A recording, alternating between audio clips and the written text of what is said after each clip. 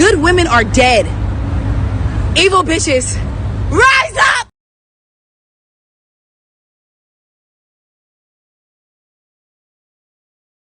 I have black mother privilege. And I'm going to start breaking that down for y'all. Because there is a privilege for me as a black mother. I'm not going to have the same relationship. My sons adore me. My sons will put their life on the line in a New York minute over me. My sons will lose everything they have over me. Over me? It ain't happening. My sons will turn on their father over me. Over me? So when you ask me about my black sons, the relationship does not correlate the same to what I'm saying about black men.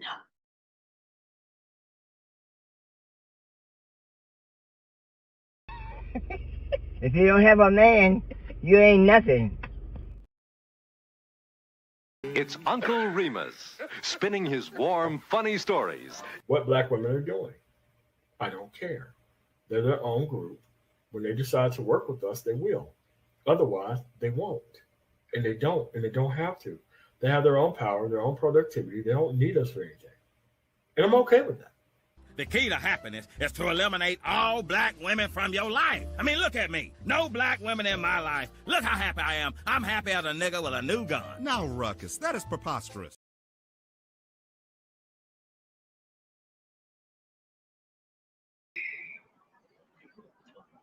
Well, well, well. Well, well, well. I told you I'd be back. Let me get a one in the chat. Audio check. Are we doing well? Can you guys hear me? We're driving. We're on the road trip. I'm fully gassed up. I just ate the majority of a giant Texas bacon cheeseburger, which technically is the most American food there is. Like a big a Texas bacon cheeseburger. By law, only American Christians can eat that food. By God's law, we're the only people allowed to eat that food. Jews, Muslims, Hindus, no. No. That is God's gift to us. The Texas bacon cheeseburger, all right? America's food. When we start the next Reconquista, I think the bacon cheeseburger should be on our battle flag. I do. I really do. I think it sends a symbol. It sends a bold statement to the non-Westerners of the world. All right, we are so fucking back. But all right, anyway, never mind my dietary issues. We are gathered here today on this road trip, and I'm going to open up the panel later on. Not too long. I'm not going to ramble forever, but I have some points I want to get off my chest about the lovely lady Venus. How you doing, Miss Venus? Hi. I've become a fan of your work lately, Miss Venus. Your conversations with Josh, the Christian nationalist, have been very, very interesting, Miss Venus. And I've been speaking to Josh about that on my own time, and maybe we'll talk to Josh again at another date. But I noticed you invited Josh, and is Josh like your white boyfriend now? I'm curious. I don't know. Like you seem to have an interesting rapport with one another. So I'm curious as to how long this little romance is gonna go on. Is this love gonna blossom right before our eyes? It's all quite a lot for me to take in. But Josh was helping Venus strategize about the plight of single mothers in America going forward. And I guess Venus is really focused on the black side of it all, which makes Josh's presence in that conversation all the more interesting. But she invited Josh to have a conversation about, the future of single moms and whatnot. And Josh, I didn't really care for Josh's input, all that. I think Josh was coming from an uninformed position because there are some things on the horizon I think were left out of Josh's advice to her, if you call it that. And then also, I think there's a couple of realizations that just need to be made plain to the lady Venus and then the young ladies out there, the women out there who seem to think along the lines of a Miss Venus, right? Right away, let's start with Josh.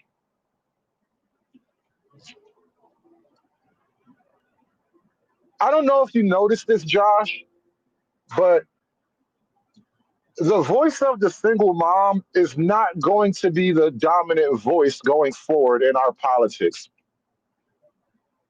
It's just not. It will be a voice, but it will be a retreating voice that is losing ground on all fronts going forward.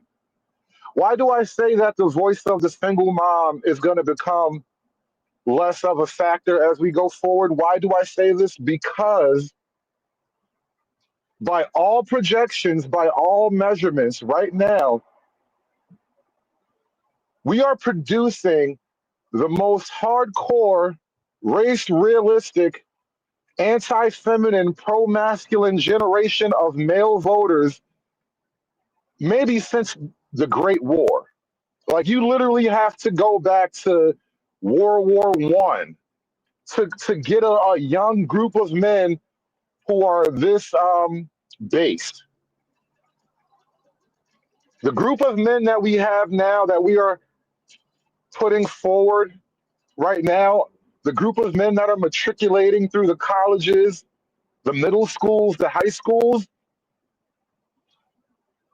they're starting to hate feminism. Some of them might actually even hate women. Hell, some of them might even hate black and brown people. We're building up an entirely new group of men going forward, all right? The model right now, as far as a lot of young men are concerned, give hate a chance. Oh man, hate.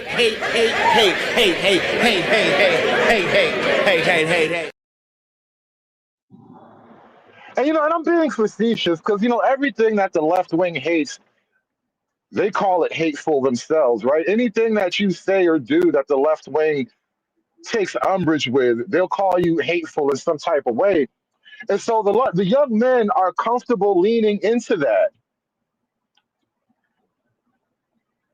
I mean, and frankly, when it goes to like the most extreme of the left, the gender proud, multicolored hair, crazy glasses, I'm fighting the patriarchy forever.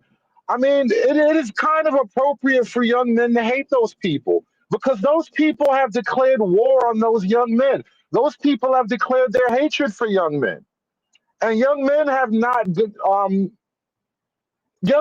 begun to notice the hatred and the war that's been declared upon them. These young men are not, they're not immune to the messaging.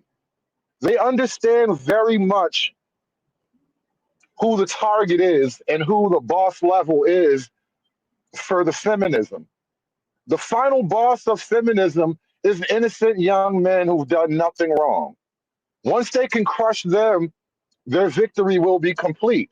And so a lot of young men are like, listen, I don't want to be crushed because something bad happened 100 years ago. And thank you to Angry Snowman with the 20 ball to help cover lunch with you and the crumb snatcher. My daughter's 18. She doesn't snatch crumbs. I send her Uber Eats money for Starbucks and whatnot, Five Guys and shit like that. I wish she was still snatching crumbs. I wish I could feed my kids off of my plate. I have to buy their whole entire buffet meal now.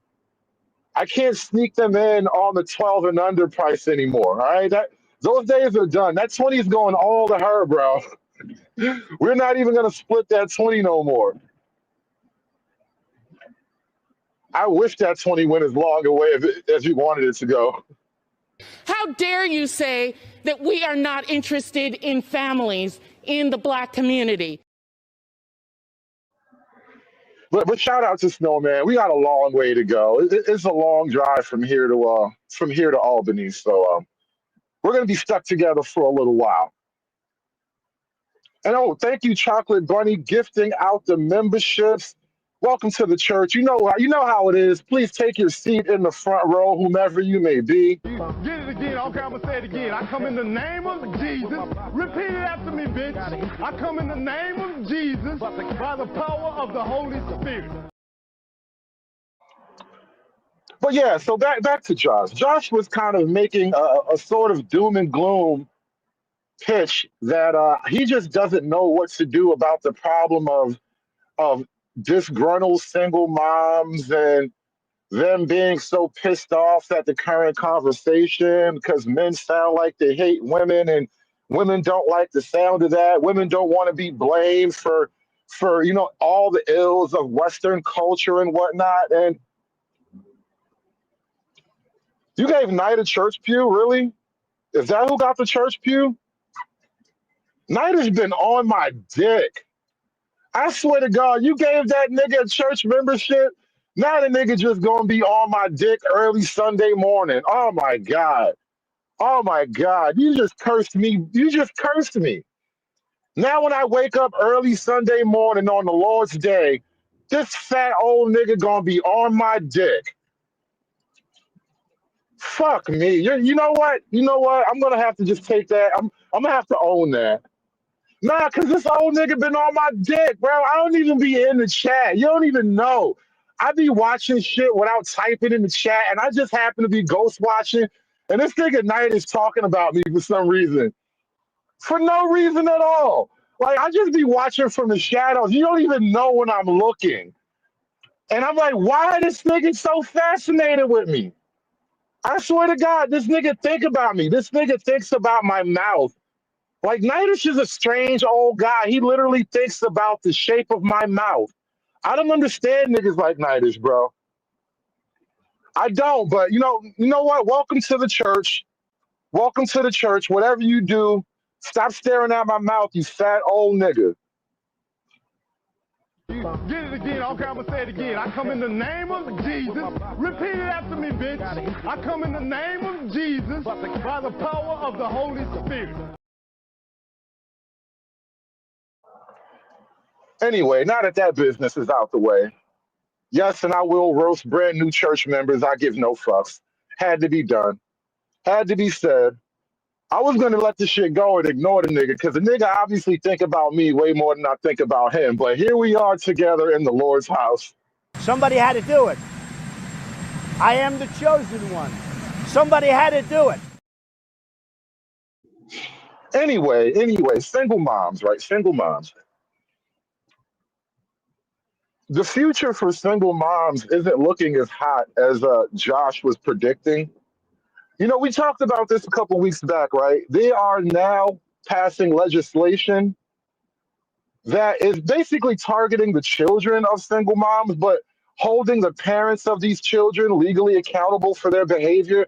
And you know, the most wayward children of them all are the children of single moms, right? So don't be surprised where like Georgia passed that law where if your kid is attacking somebody in the school, they're going to come for the parents now.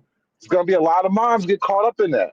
Maryland already has laws like that on the books where they start to rope the parent in the legal troubles now when the kids get caught up there.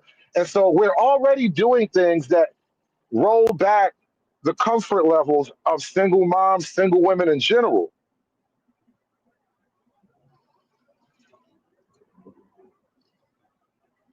And shout out to Andre with the 420. I respect your sensibilities, but being a New York nigga, you're gonna have to respect it when I say real niggas don't say no homo. It is what it is. Real niggas don't need to say no homo. I do that shit for the children in the crowd. Some things just are the way they are, and they need to be said exactly the way they've been said. But appreciate you, bro. Appreciate you. Glad we can have this talk. Now, that being said, the position of single moms is not as strong as it was back in the 80s, you know? So we already have multiple states that are doing the I'm going to punish the kid and the parent situation, right? Jersey, Maryland, Georgia, maybe one or two other states are moving in that direction. And now we have that thing in Kentucky with the divorce law getting 50-50 custody and whatnot. That alone is changing women's calculations. Women are deciding at a slower rate, I would rather not become a single mom. Because they changed the calculation, because they actually changed the amount of money that you could win if you decided to blow your family up, women are deciding to not blow their family up, thus creating less single moms, right? And so on that side of it, I just think Josh was overshooting way too much in terms of the future of single mothers and how strong their hand is going forward. Now, I want to talk about Venus's side of the conversation and her general take on it. Because, like, I'm in my car right now, so we can't really do the live review like we normally would. But I think it needs to be addressed in a couple of ways, right? Venus is coming from the argument that enough is not being done for single moms. Nobody listens to women's complaints. Nobody listens to the problems of single mothers. And, you know, when we talk about their issues, my favorite one, Black women die on the operating table the most. Black women die at the hospital more than anybody else, right? Apparently, we had to debunk that shit too. The biggest enemy of a Black woman is herself, apparently. Nobody is out to get y'all except for y'all. Nobody wants to stop you except for you. But that was one issue that Venus brought up in particular, that whole Black women are being medically malpracticed to death. And I'm like, no. Honestly, if you understand how the Medicare scam works, there just ain't no money in letting you bitches die. The money game is keeping you alive and miserable forever. That's where all the money is. There really isn't any money in letting you just die off like that. They want to milk the government forever and ever and ever. And if they let you bitches die off like that, well, the money's going to start to get messed up. So that's just not how the scam works, Venus. No, there is no money in letting you die.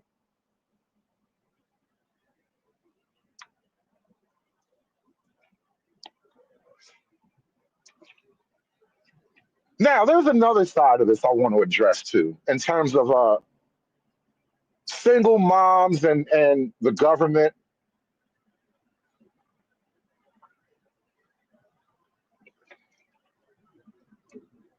I've been talking a lot lately about how almost on a social level, if you take out foreign policy, you would almost be correct in stating that the government essentially exists to support women.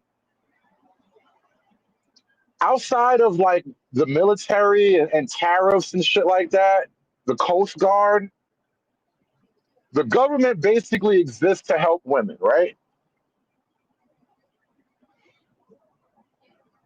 That being said, when I listen to a Venus complain as if the government should be doing even more for moms, for reckless women, for women who have more babies than they have sensibility.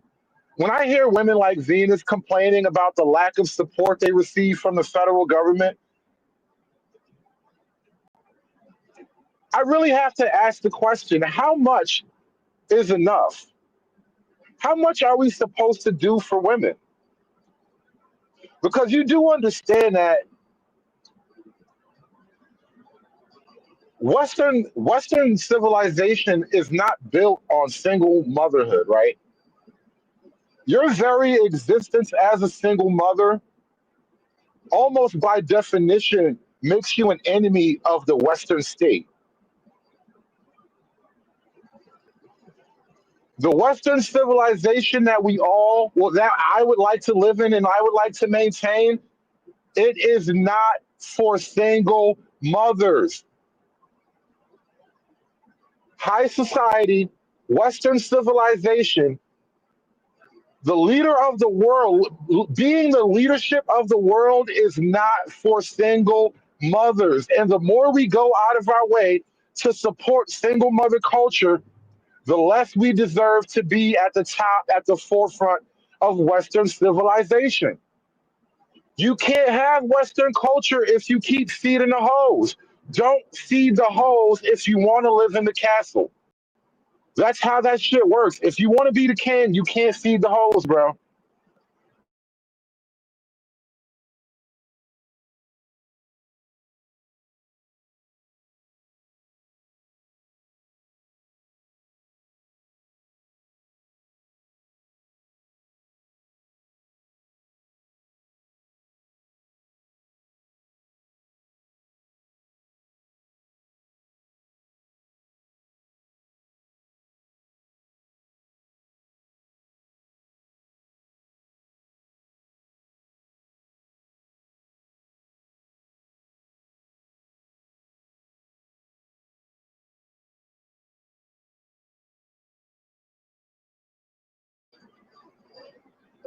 Okay, I'm back. I'm back. Mic check. Mic check. Had to go check on the map for a second. But that is really my main pushback when I listen to like a Voice of Venus complain about Western civilization. How much more do we need to do for single moms?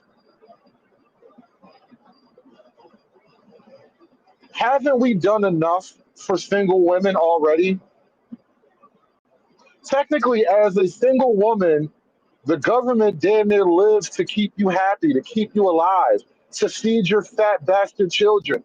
The government lives for you, and you don't even feed the government. Men feed the government, and women exist off of it. And so, like, I just need to know how much more should we be doing to benefit single mothers? How much is enough? Is too much ever enough?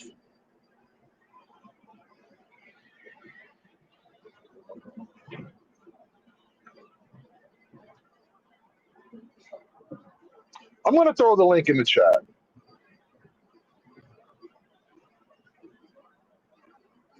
Shout out to everybody watching. Hit that like button as you make your way into the room. We're going to open this up. I said I wasn't going to ramble on briefly. I mean, I wasn't going to ramble on forever about this, but is too much ever enough? Because I argue we've given women so much. We've given women too much. And apparently it's not enough.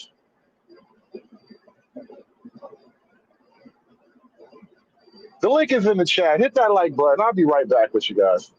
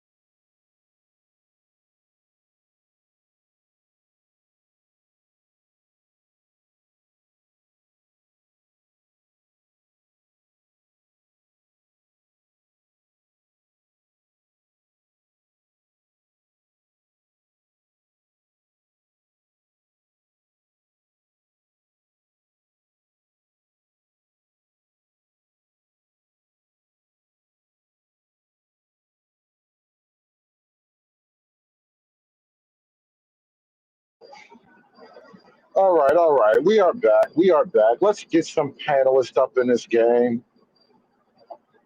Angry Snowman, check in. What's good, man? Can you hear me? Andre, what's going on? Yes, sir. Yes, sir.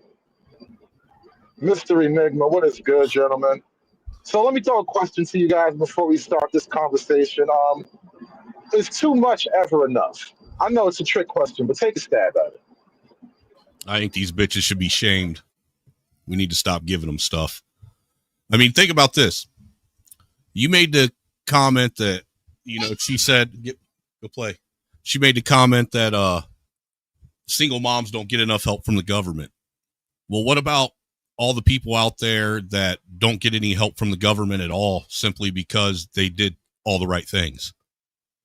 They got married, they had a kid, they did everything the right way, and the government tells them to piss off. Why should someone who went out of their way to screw their own life up be given all these handouts or hand-ups or whatever you want to call it, and the people that did shit the right way that are just struggling get everybody turns their back on them, tells them figure it out? Well, that guy's probably a dude anyway, so fuck him, right? Yeah. All I see is Venus's real face on the screen. Is there a reason for that, or? Well, what else was I supposed to use? My face? I mean, you could use a dog. It would look better.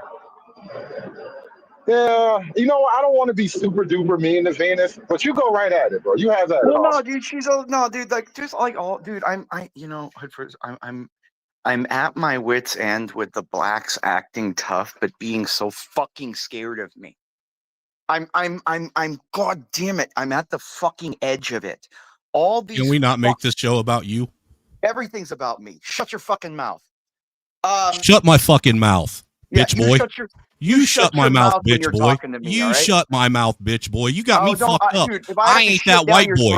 I ain't that white boy, Cracker. Oh, you are. Oh, Cracker. I'll come up, dude. I will fuck. That's dude, you, Cracker. That's you. You're the Cracker. Yeah, I would have been your daddy if that fucking Rottweiler I'm the rich one that'll just hire a drone to nuke you.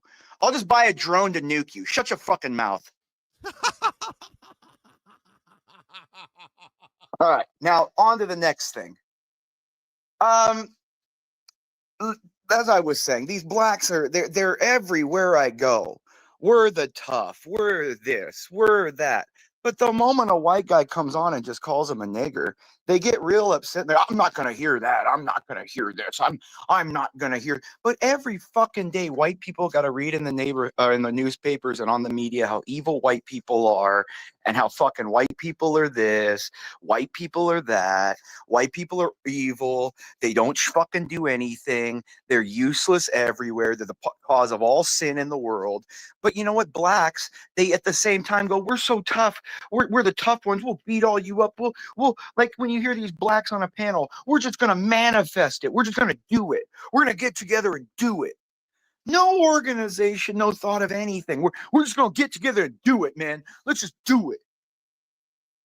That's the fucking kind of thought, dude. And then at the same time, when you tell them what the fuck is an abstract, they don't even know what the fucking abstract is. They're fucking done, dude. They're fucking done. All of them. They're all fucking done. They're fucking done, dude. Like I'm done. They're abjectly What's done. this got to do with women and resources? Because women, black women, if you notice, are abandoning black men for white men and enjoying the fuck out of the access to the quote white supremacy. You want me to send you a video right now, Hood Server? I don't think black women are the one abandoning black men. I think black men done abandoned black women a long time ago. No, black women hate black men. They've hated them forever. They've hated them forever. Like they innately, it's sick. It's really fucking sick, man. When a black woman gets with a white dude, they want the white dude to abuse black men. They want him to treat black guys like shit. What does that say to you, fucking 10th man? What the fuck does that say to you?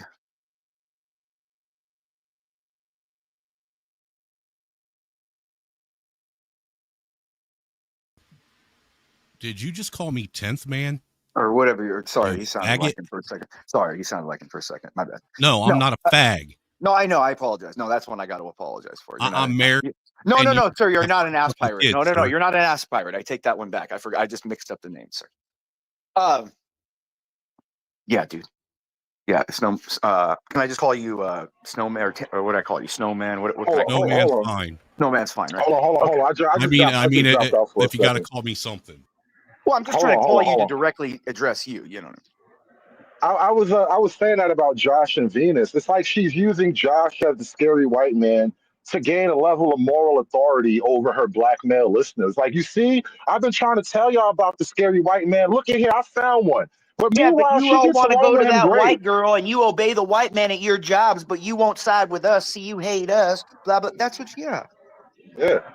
So that's kind of a strategy I've been seeing. And Josh is he's playing into it. I think Josh has his own motivations when he goes over there. I think he likes to just make the blacks upset. He doesn't really care about that shit beyond that. No. He's got the white man's burden, dude. Like, I he's don't got know. a white man's burden kind of thing. No, dude, trust me. I've talked to Josh all the time. I've known Josh for years. Well, I will say this. His comments on single moms kind of surprised me. Because, like, as a dude who's technically team repeal the 19th, he's over there with Venus like, I just don't know what to do about these single moms. Like, bro, you sound defeated already. Well, yeah, because the thing is like Josh is a good dude. But he's not like a real Christian nationalist. He's none of that, dude. He's like, he just believes in order and doesn't want fucking like ridiculousness. He's not really a Christian nationalist where he wants like non-Christians to be put on like crucifixes and lit on fire. You know what I mean? That's a Christian nationalist. Well, I got that right away when I asked him about the whole thing about Islam came up. And he was sort of like, yeah, we need to team up with Islam. I'm like, wait a minute.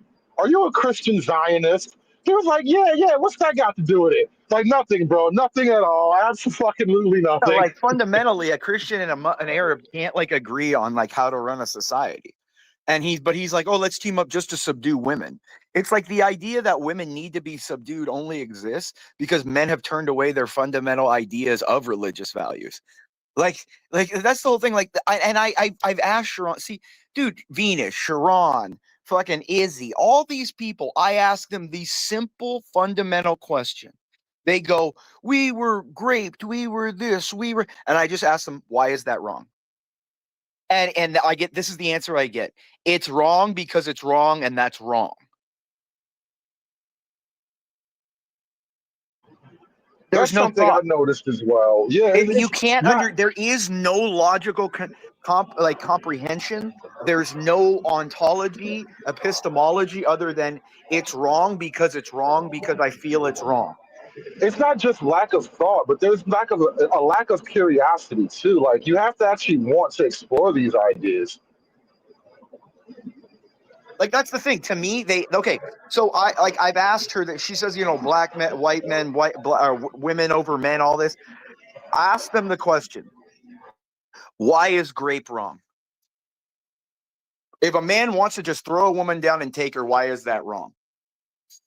Everyone gets flipped out. It's just, why? You need to fucking prove that's wrong. You can't just assert something. The unit, like I told Sharon in his channel a few minutes ago, he's like, grape. And then I talked to him, I said, did you know in 62 countries, there's no such thing as spousal grape? So tell me where is universal grape? Is grape just a universal wrong? Well, nothing is universal. Technically, so that wasn't even a law until the 70s. I mean, I think it was the 80s maybe. We actually made that a law in America. So before that, there was no concept of it. You need to fucking prove what you say. You need to have foundation for what you fucking say. Not just I don't agree with you. I need people to understand that I agree with you on nothing until you present your argument. Well, I get where you're coming from, but we're kind of getting off that because you got to beef with them, and that's stupid, and that's fine. I don't want you and I to fight that thing you're dealing with. Why is she saying this? Why is her opinion this way? She's a girl, bro. I'm not gonna, expect all that much. But she wants to treat men like hard. No, hold on. On her channel, she abuses dudes all the time, belittles men, the existence of men, belittles what men can do and the luxury and the safety that men have provided for her. And then and then we're not going to say anything. She's a girl. Fuck if she's a girl. That means she's inferior and she should shut her fucking mouth. Is that not right? If you can't fucking take it, get your fucking channel out of here. Not you, but her. Like, this is what I'm saying. I don't want to hear another fucking person open their mouth saying that they believe in this, believe in that, can't fucking explain it other than I feel this, and if you question it, mute, ban. Fuck yourself. If it was up to me, there I don't. And this is what I'm gonna tell you. I don't believe in fucking free speech, and less people do because of that. You want to, what people want is not free speech. They want fucking freedom to create echo chambers to jerk themselves off against with people that think like them. That's what people want, not real free speech. They want to sit in echo chambers, jerk off with people that think exactly like them, and then mute anybody that doesn't like that. That's free speech in the modern age. There is no fucking free speech. Nobody really wants it. Like, that's why, as mean as I am, I'm the only consistent one that I will address every fucking argument. There's not one fucking thing someone can say to me that I won't address. But why is everyone else sitting there talking about freedom of this, or they have opinions, when they can't fucking take anything back or listen to anything but what they want to hear? That's what I would ask her. Why the fuck do you believe what you believe? Because I feel it's good, therefore it's good. Don't come in here and tell me differently. Fuck people and their free speech. They don't want it, so you don't get it no more. And period, anybody ever tell you need your own channel? I don't fucking want a channel. I don't need money, and I don't need attention. I just want to ruin fucking people that think like this. He likes going and getting other people's channels in trouble. Oh no, I don't have to use any TOS. I want to ruin people's business model by exposing how fucking stupid they actually are. I'd much rather take their business. The reason why people don't like me on their channels has nothing to do with TOS. It has to do with the ideas that they expound. I embody more. And so it's bad for fucking business. Because everything is about the ego of the YouTuber. I need my cult to keep giving me money because I make a business and a living this way. If you can't go in the open fucking market with a skill other than jerking off the internet, you are a fucking waste of atoms.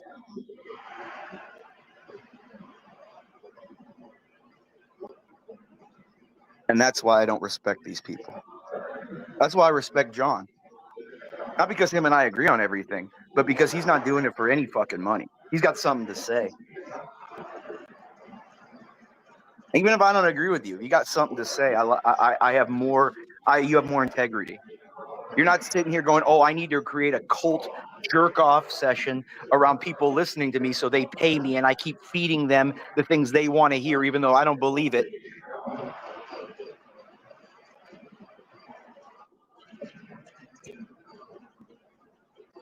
Well, that was so back fun. to the topic. Yeah, Imperious, get a channel, bro. I'll come by and help you out. Get a channel, bro. You got a lot on your chest. You need to get it off. Snowman, back to the topic you were saying. What you got for us, Hood? Help bring us back on topic. Well, I guess my major contention right now is that, and especially when you look at black men and black women and this like gender war that we're having, I think a lot of black men on the right side, they want to be successful. They want to thrive in what we're calling Western civilization and Western culture. I want to have a place in America, right? We as a group can't do that if the women want to be single mothers. And so when I said earlier, single motherhood is the enemy of Western civilization, I was just sort of speaking out loud, thinking out loud, but I kind of firmly believe that the more and more single mothers that we support, the closer we come to falling. Yeah, I agree with that. I mean, me personally, I don't know how you can be, a confident, independent woman and be a single mom at the same time. I don't see I mean, those two things seem to be like counterintuitive to one another, because in one asset, you're actually going out, and when you're trying to be independent, you're literally trying to be, a benefit or bring benefits to society. Whereas the only thing single moms seem to do is, take away from society and take away from everything that we hold dear, so to speak. That single motherhood is literally the antithesis of the entire family foundation of everything. And then I'm listening to like Venus, like brainstorming single mother survival strategies. Like they should all come together in some communal system. Like it always goes back to we have to be communist or something like that. Like communism is very girl coded, I think. And it was like, how many single moms need to come together to replace a man? Like that's really the work. That's really what they're working with. Like how many single moms does it take to change a light bulb? How many single moms does it take to change a tire? I could tell you how many single moms I've seen try and attempt to change a tire and it never got changed. But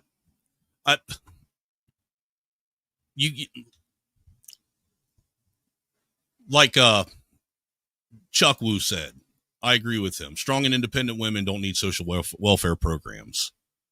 If you're strong and independent, you don't need the help from the government. And see, there's another have you ever noticed? I've noticed this for the last probably 10, 20 years now, since I've been, an absent father and started paying more attention to what women say. And have you ever noticed that all these proud, independent, single moms always have a dude living in their house too, on top of it? But you're not independent and single if you got another motherfucker in your house helping you raise kids and pay bills while you're extorting your baby's daddy so you can get money from him and the government on top of it. It isn't that these motherfuckers aren't just double dipping or triple dipping. They're like fucking quadruple dipping on everything. Well, this is another thing that gets left out of the whole conversation about single moms and the government supporting them so much. In order for her to have her full female-dominated single mother utopia, you have to crush men. You have to. There's no other way to do it, because where's the money going to come from?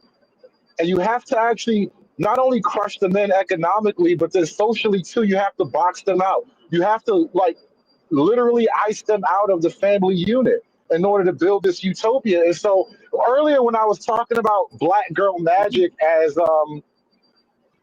this sort of blood magic, it's really blood magic built on the backs of men.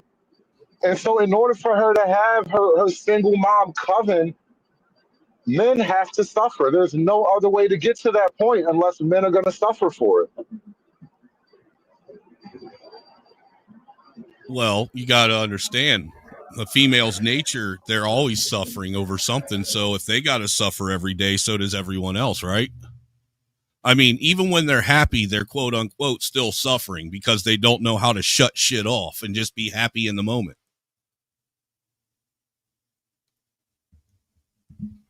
So therefore, I feel that plays a lot into why they do that. I mean, I think it's part of their DNA. It literally is. To not only force themselves to suffer, because think about it, most of these problems that women claim that they have, that they're suffering at the hands of men, are all self-induced. They're self-induced fucking problems that they willingly chose to take part of on their own. It isn't like somebody put a gun to their head and said, pack your shit and you and the kids get the fuck out of my house. In most instances, are there instances that I'm sure that happens? Yeah.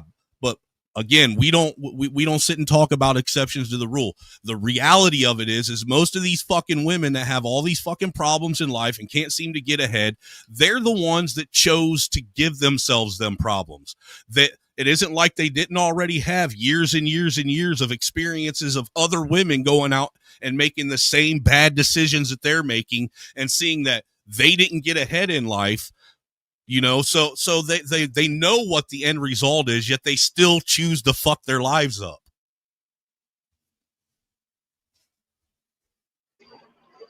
Ultimately, And especially, right, when it comes to women effectively complaining about their baby daddies and, now all of a sudden he ain't shit and he did this and he did that.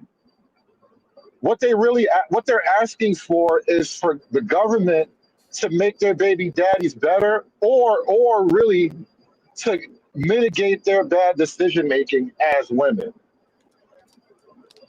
I'm done. I'm done with life, and it's all Jermaine's fault. It's always Jermaine's fault.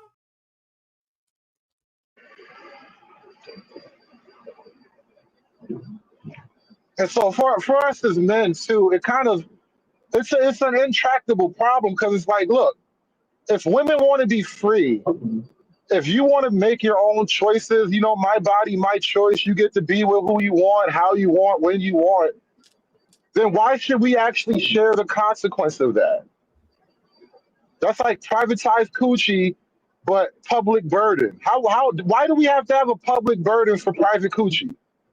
Well, that's the problem, is they want everyone else to have to bear the burden of the consequences of their actions. They're the only ones that think that they shouldn't have no consequences, that there should always be some kind of safety net or something to catch them when they fall, when they make bad choices. Just so, and I think that in and of itself, the fact that we have so many social safety nets for women when they fuck up is what has allowed them to get to where they do I agree that they already have an inherent nature to not take any responsibility for things? Absolutely. But I think the society that we live in now is just exacerbated. What the hell? Is somebody in their garage? What is that? Ain't me. Sorry, that was me. Yeah. Please mute up for a second, bro. You're killing me. Digging through your junk drawer right now. It's killing us. But yeah, I'm sorry. I cut you off, Snowman. Please. No, I'm just saying. I think all it's done, all these social all what they call social progress has done is literally exacerbate the lack of accountability in women.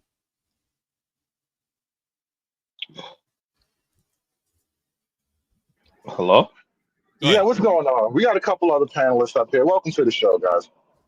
Yeah, what's good? What's good, Snowman? I'm not sure if it works the same over like on you guys' side, because you guys know I'm up north. So over here, single moms from ages newborn to about like 7 years old, they get like $700 a month per child. So obviously that incentivizes them to have more children and not needing a dude, right? If you could just collect that money. I personally don't know what they actually get per person for a child around here, because I've never been able to get any kind of help with raising the kids. That's what I said earlier. That's the thing that always floors me, is if you notice, single moms only care about single moms too. They don't care about families. And they don't even care about the kids, because if they cared about the kids, they would want if they were really concerned about the kids' welfare, the ability for people to be able to have these same programs would be for single moms and married people all across the board. Yeah. So like I said, I don't understand why single moms think that because they went out and made all the wrong choices and ended up fucking their life up, that they should get all these fucking social safety nets. But people that did everything right and just need, a leg up for a minute should have to figure it out on their own and get told to fuck off. You know what I'm saying? It just don't make no sense. I have an idea. So I have a proposal, gentlemen. I have a proposal. Hold on. Hear me out. If you marry a single mom, she becomes a tax write-off, and each kid that she has becomes you're adding another tax write-off to the write-off. So you get like 10% for the woman and another 3% per kid, something like that. We got to make it economically viable. So Hood, I've heard some people say that like some of them get like money per month per child, like in certain states. But I have heard about, like, this is like national. I have heard for the U.S. that there is a bachelor tax. Like, it's not a direct you have to pay money, but it's like the people that have kids, like it includes families as well, but also single mothers. If they have kids, like they get tax write-offs that you don't get as a man with no kids, right? I mean, at this point, the welfare state in general is effectively a bachelor tax. Are most men married? I don't think so. Yeah, actually, it's, the stats still say that it's I think like 55% of men of people are married. So I would assume that would be 55% of men and women. Well, there are more men. I mean, there are more women than there are men, though. So I'm not sure how those numbers do actually stack up. I suspect less and less men are marrying. So that welfare state is becoming more and more of a bachelor tax. But I think to avoid the bachelor tax directly, I nominate my proposal. You make single moms tax write-offs, because right now a woman generally is a liability for a man. Like you can measure her position in your life by dollars. And all I'm saying is, if she comes with a kid and you marry her, the government should reward you for that. I agree. There should be some kind of like you said, some kind of tax write-off that you get for basically taking on the responsibility of somebody else's crumb snatchers. I mean, that's a better problem, because Venus is over there coming up with all these communal solutions. Like, they just need to work together, and one person watch all the kids while the other moms go get a job or some shit. And I'm like, listen, we either put you bitches in bunk beds or we got to marry y'all off. That's the only two. Those are the only solutions that are actually economically viable. Dude, if you want to see what communal living does when it's all single moms, all you got to do is go to your local fucking, Section 8 housing. What we call them around here, baby factories, because that's all you see is moms and babies as far as the eye can see, destroying shit. I think that's the unproductive model, though. We've actually had a productive model of this back during the the Depression era and whatnot. And you might be more familiar with this type of thing, Snowman, because I know it was way more white people got caught up in this, because a lot of white folk that couldn't do shit, so they just got snatched up. But the Tennessee Valley Authority, they didn't just create work programs like la-di-da, we're all gonna go dig a mine. They threw bitches in camps, bro. They had work camps. They had bunk beds for white women. See that we need to bring that shit back. Dead ass, bro. I'm not joking. I'm only speaking with glee, but I'm not joking at all. Like I'm smiling when you can hear me smiling when I say this, bro. They put some bitches in bunk beds, and I say we make bunk beds great again, because all the solutions that girls come up with, they're just not going to work. Now, look, I do remember when I was like a young man growing up that there were quite a few women that I knew that were on welfare and Section 8 and shit like that. And they didn't put them in work camps, but they did make them go to the Job and Family Services for so many hours every day to do some kind of work related something in order to get that that welfare and shit. But that was back in late 90s when that was Clinton's time, Snowman. Yeah, what's Clinton's time. That was Clinton's time. You're right. So did you hear any stories about that kind of thing?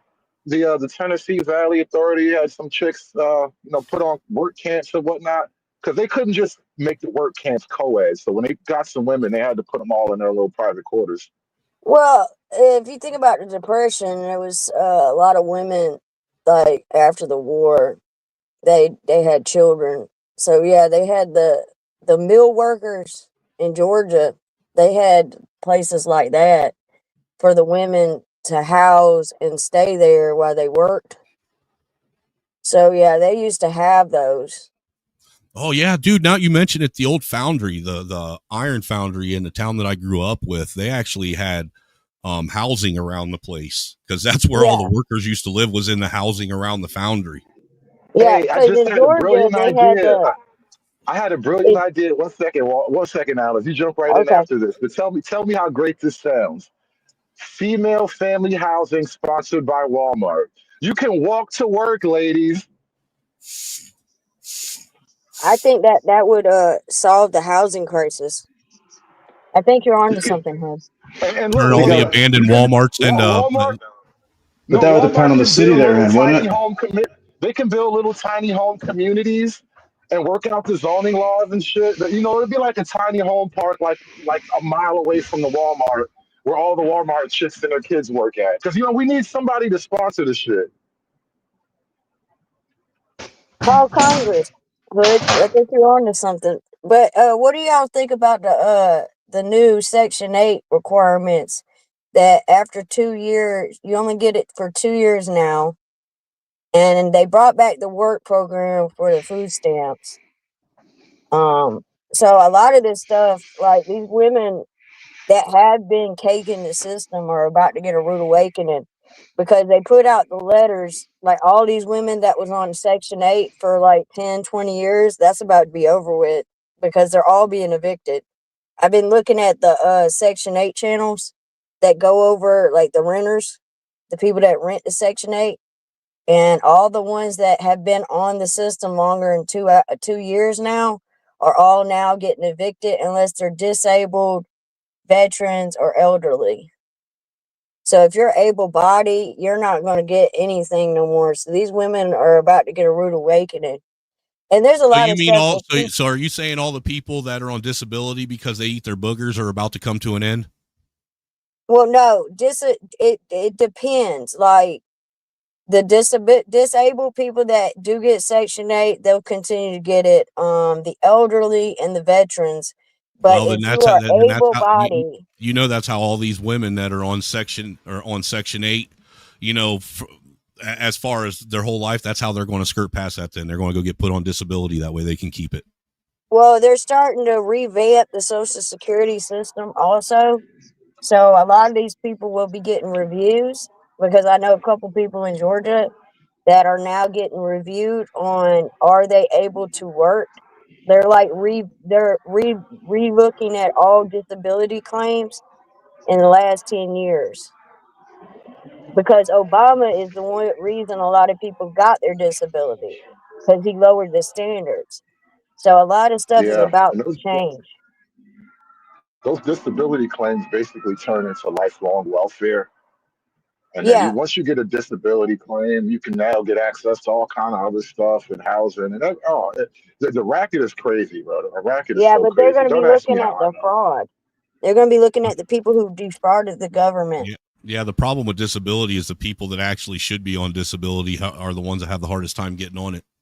Yeah, I know quite Well, a few people that there was a lady I took care of. She had cancer. She didn't get her disability until after she died. Like the day after she died, they sent her the letter. She was approved. I'm like, this is messed up. But you know, there's a lot of things you point out, Snowman, about the single mom. Okay, and since I've got married and I'm not a single mom no more, I see the difference. And Salute to you. I think the biggest thing is are what they Somebody had to promote. do it. I am the chosen one. Somebody had to do it. shout out to Austin Malice getting married. Yeah, it's been an Congratulations. interesting shift, but I see the difference. Like what a lot of these women they boast about. Oh, I'm a single mom. I'm independent. If you're independent and you're getting any kind of government, no, you are dependent, and they are delusional, and that needs to be pointed out. Okay. See, that's always been my problem, Alice, is all my adult life I've seen all these women on, and it started out on Facebook, you know, tooting their own horn and giving themselves attaboys for being these strong, independent single moms, but they're all on welfare. They all live in Section 8. They all have 1 or 2 or 3 boyfriends that live in and out of the house and help them pay their bills and help them pay for shit for their kids. Then on top of getting child support, taking their kid's daddy for half his fucking paycheck. How the fuck are you a single, independent anything? You're not. You're strong in delusion. That's what needs to be the conclusion. I see what you're talking about with the Facebook. I didn't get on Facebook till 2010. And what upset me was these single moms saying that at Father's Day, that's what pissed me off. Them owning Father's Day. No, sit down. You get Mother's Day. Don't take Father's Day. And I got attacked by so many single moms just because I said, no, it is not your day. And you need to find a seat. Sit down somewhere. Go sit down. And they got mad at me, and they was like, I'm not your friend no more. I'm like, okay, that's fine. It is what it is. Alice, that's a weird thing I've noticed. It's been a development over the last couple of like 2 generations, maybe. At one point in time, there was a little bit of like quiet shame or just quiet acceptance, like this is just the reality. And now it's turned into like a battle where like I have to defend the territory of being a single mom, where a lot of women actually act like it's the desired choice. Like I would rather be a single mom than be married, and they'll fight you to the death over that position, and then and then totally don't want to acknowledge that why men are just backing away from the whole deal anyway. Well, the problem is the women that talk the loudest about being proud to be a single mom are the ones that are crying at home, stressed out, and really are at their wits' end because they have no help. Okay, if you go on TikTok, you'll start seeing the videos where there's women now saying, don't become a single mom. They're starting to realize it's not what they painted it as. Well, They Alice, painted it as powerful.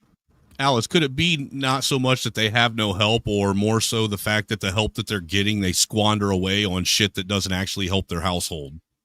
Well, I think it has to do with the lack of appreciation of what help actually is. The unrealistic view. No, you're missing what I'm saying. Like, for instance, when I was a single man, I used to see single moms out at the bar all the time using their child support debit card to get cash out of the ATM so they could get drunk on. If they weren't squandering their money away, the help that they're getting, then they wouldn't have it so rough. If they actually took the help that they were getting and used it on the household rather than being selfish, inconsiderate pricks and spending it on themselves and what they want and thinking that someone else should take care of their kids rather than using their resources that they're getting to take care of their kids, they wouldn't have the problems that they have. Which is a valid point. And I think, honestly, the real child support is being there. I think that we need to revamp the child support system completely, because if the father is in the life of the child and he does everything a father does, he should not be required to pay cash, because he's paying with time. Time is money and money is time. Okay? So I don't think that if a father or the women that are on child support, if both parents are coming together, the state should not be involved at all.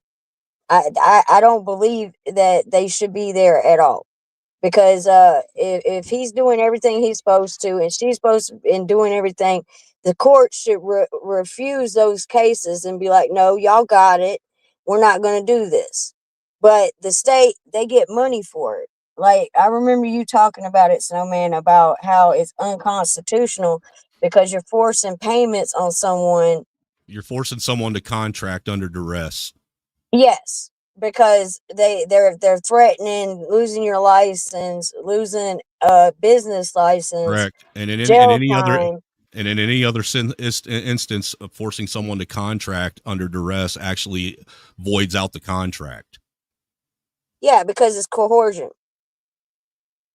They're coercing people to sign under duress, which is another thing. Kind of like when they had the jabs, man. They were coercing people under duress. Like, you're going to lose your job if you don't do this. And they don't point that out, that you can't do that to people. That's why it's been messed up, even with the child support. But I think that a lot of women, once they wake up to the realization that they've been sold a lie, just like the feminism. Oh, I know y'all heard this when you were going to school. You could be anything you want to be. Well, I'm 4'9", and there's a lot of shit I can't do. And you want to fix these women? Give them real men jobs, okay? Make them brick masoners. Make them dig dishes. I guarantee you they will be running to the kitchen. Dude, those will be the worst built. Those will be the worst built houses and ditches in America. Yeah, we already have female cops, and that's a disaster. We have female firefighters. That's a disaster. The ditches wouldn't even work; they would overflow. Right. How good They are can't you even at use the changing shovels. tires, Alice? Alice, how good are you at changing tires? As long as I got a thing to get the bugs off, I'm all right. Is the thing a You man? talking about a 4-way lug wrench? Yeah, No, dude. I have to Is jump the on thing you need a that thing. man? No, Can I, you know can what? I- Believe it or not, can I make believe it or an not, can I I believe Alice is just fucking hillbilly enough that she probably could I do some know. of that shit. I believe it too, honestly. But I think Alice at 4'9", you literally have to jump on the 4-way lug wrench. You have to put your whole body on it to get that first turn. it would require an I Olympic had to do landing. that. I had to do that. Like It would I take rode with 5 some judges dudes to that make you didn't get the know how right to. technique. I didn't. I rode with some guys to Atlanta, and they didn't know how to change a tire. It was an interesting situation. So yeah, I took my Jesus country Christ. self out there and got the tire off. That's Please, terrible. Wow. please tell me please tell me you never went anywhere with those guys ever again. No, actually, I taught them how to change the tire, and I bought them a tool set for Christmas, and now they change their own tires. Jesus Christ. Wow. Hey, can I See, I put see it as forward? an opportunity to teach somebody something. Instead of insulting them, I was like, all right, since you don't know, pay attention, and this will help you next time you're out. I didn't get upset with them because I'm sorry, Alice, but woman. I'm a grown ass man, and changing a tire and oil and spark plugs was one of the first things I was ever taught how to do. I would be embarrassed and to you show know my what? face around you ever again. Yeah, and also Snowman, insulting me Snowman. doesn't bother me. So I don't know what you're saying. Right. Like, listen, I know. Like, I'm a man. If I don't get need, caught in a like- dumb situation. I know if I get caught in a dumb situation like that, and the dude's got to stop and help me, he's gonna say something, and I'm gonna let him Yeah. get it off, right? Because you gotta help me, and I fucked myself up. Right. Trauma builds character. Men respond differently. Like, I don't even know what you're talking about. Yo, No, if I had the woman, dude, for real, That if I had to have scenario a woman only- teach me how to change a tire, I'm never going to show my face around her ever again. Nope, she just took my manhood. Nope. No. Listen. Can I go ahead? That scenario only warrants shame. That's Yeah, it. It only warrants shame. We all know it is men. We Right, all know. exactly. If Exactly. you catch me like that, you catch Exactly. me out there like that, bro. I just gotta eat that shit, bro. Sometimes you catch me on the wrong side of the ball, bro. It is what it is. You know that And shit you might have- learn. You learn when you eat shit. Honestly, that shit might have embarrassed me so much after you changed my tire, I might have left you on the side of the road and left. And dude, you know, I might have became a mechanic. I might have been so embarrassed. I might have became a mechanic. You know what I'm saying? Right. You're gonna go to fucking what's Right, that? exactly. I'm gonna be like, yo, I'm gonna say your name when I get my diploma. Like, yo, that bitch, never again, I'm buying the kid now. You're not gonna Never catch me out again. there like never that. again. Yeah, that's what happens with dudes. Like Alice, it was fortunate that it was a woman that was being nice about it. Because dudes are like, bro, what the The fuck dudes is don't wrong with you? respond to that. Yeah. Like when you're in high school on the football team, you're thinking about killing the other team. You're not talking nice. Oh, I hope we have a nice game. No, you're like, oh, we're gonna kill those motherfathers.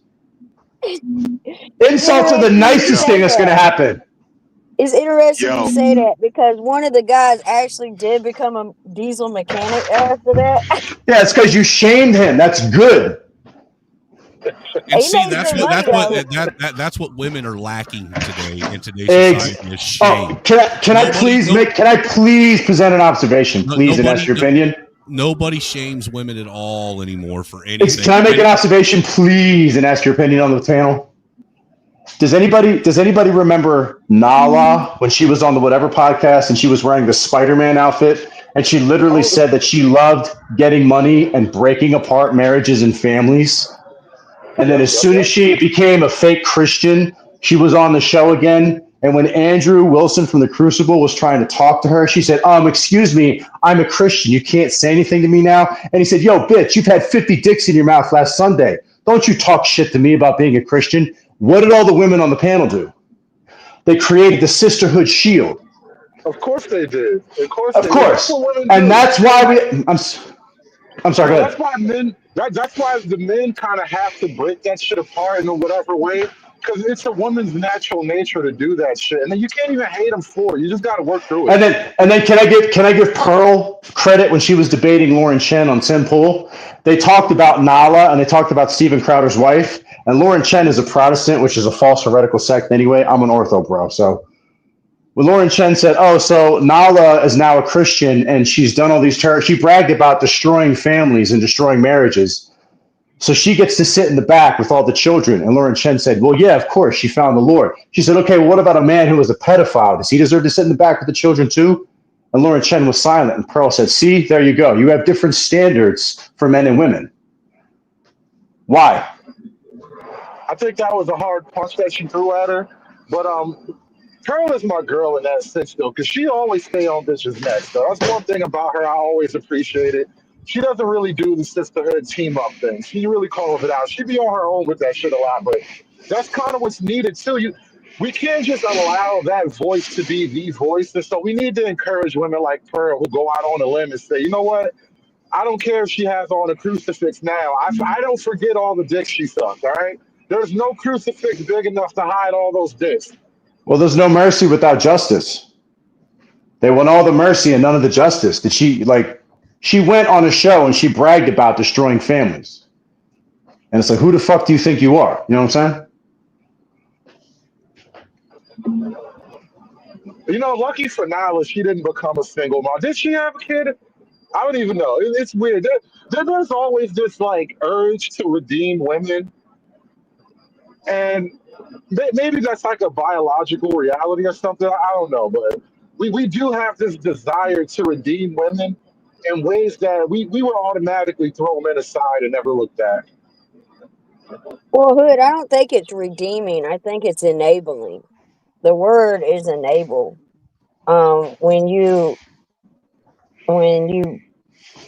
When these people take up for these women that are obviously scallywag homewreckers, like he said, the shield. I wouldn't have. I would have just sat there and let it play out to see what would happen. I wouldn't even went to bat for her because your past is a reality. What will you say about it? Did you learn from it? Are you becoming a better person of it? Or are you just using Christianity as a scapegoat? As a shield. Yeah. Exactly. 100. No. And it's not to say that. And it's not to say Alice, let me ask you one question. When have you ever seen a woman become a better person or a better version of themselves without the tutelage or the direction of a man helping lead them that way? Never. To be honest, no, I haven't seen it. I think it takes the direction of good men. Because I know that if I didn't have my father in my life, I wouldn't have learned accountability. So I think that's what a lot of these girls are missing. They have daddy issues because they don't have a daddy. And that is sad. So I think it takes the strong hand of a man to put down the authority for a woman to actually wake up, because she's not going to take she's not going to feel the shame as she would if a man pointed it out. Let me ask the young lady a question. And that's why they get so upset about y'all's channels. Because how dare he speak about American women? Man. American Man, you had a question? For you. I think I'll say over the last 20 years, do you think a lot of children don't have fathers? The father leaving, or do you think it's more to it than just these men just knocking chicks up and running out the door? You were kind of breaking up. What did you say? Well, I think what he asked is the fatherless situation because men are leaving or because women pushing out the door? I think it's a multiple situation, because the fatherless could be due to work accidents, divorce, could be forced out of the home, or women just going and having one night stands and not telling the man at all. There could be multiple factors of why the father is not in the home. So I Well, a think it's divorce shouldn't lead to Honestly, fatherlessness. I think the biggest reason for fatherlessness, and it's to kind of encompass a lot of what Alice was just describing. It's a multivariate thing, but I think the one thing that Yes. ties a lot of it together, it's not a priority for women anymore. Yes. Correct. I think no one wants to admit that there's a lot of single motherhood by choice. I think that's being hidden, and, and we're pretending that it's something else, but a lot of it is choice. When you listen to a lot of these chicks and watch what they do, a lot of it is choice. well, Yeah, it's that's what. promoted as a choice. When I What is listen it? to I'm a Venus, superwoman. You remember that song? I'm a superwoman. uh huh. Yeah. So it's if you think about the choice part, it's being promoted at schools. It's been promoted in the movies. It's been promoted in the music. I mean, in every part that you see society, it's promoted as it's a good thing. But in reality, it leaves the child missing something because the child doesn't know the other half of themselves. Now, when I said the divorce thing, that with the fatherless thing, it's when those bitter women get divorced and they decide to alienate the child and they keep the child from the father because of selfish choices. That's when it becomes a fatherless situation with the divorce situation. So it's not the divorce though, right? It's the It, woman. So yeah, we gotta right. So we gotta add that part in there because when we say divorce, we're essentially blaming the divorce when it's not actually the divorce, it's the woman. well, that's why I gave a little bit more context because if the child becomes fatherless after the divorce, it indirectly is because of the woman because the way the divorce system is working. Now, Tennessee just changed it where now when you get divorced, it's 50-50 custody. They're the first ones to do it, and I hope other states do it because it shouldn't be about the man or woman. It should be about the focus of the child and the importance of the child knowing both sides of who they are. Well, it'll only be red states to do it. You're not gonna find a single blue state that's gonna do it. They Well, if thrive we on turn these that. blue That's their states, entire thing. we turn these blue states red because of AOC going after the short man. She pissed me off. She went after the short guy. Okay, I'm about to get the lollipop gang, and we're about to go get our stepladders and start voting. Okay, Yeah, because what did even though we're AOC short, do? Yeah, what did she do? I saw there was something she said. I I heard didn't watch about it. that. She made fun of she went Stephen after the Miller, short and king. she accused him of being a little angry short dude or whatever.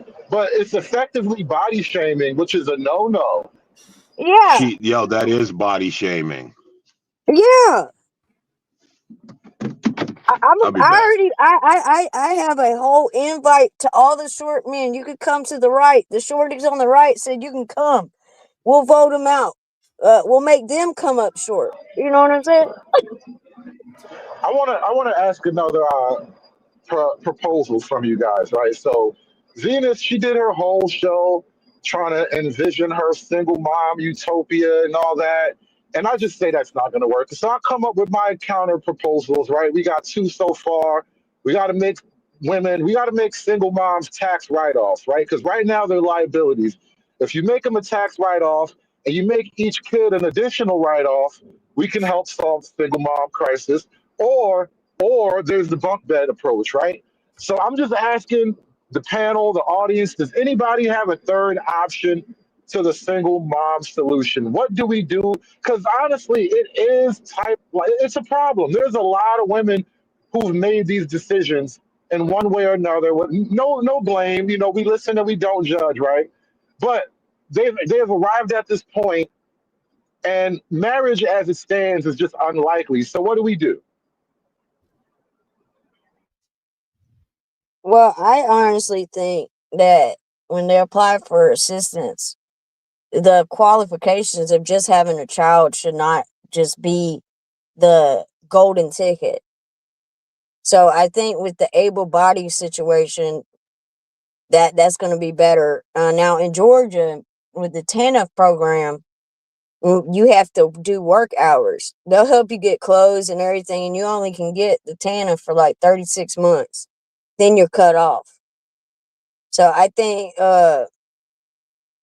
making the qualifications for assistance harder, besides just you got a kid, okay, you're approved. I think that should change, and I think that they need to add single dads.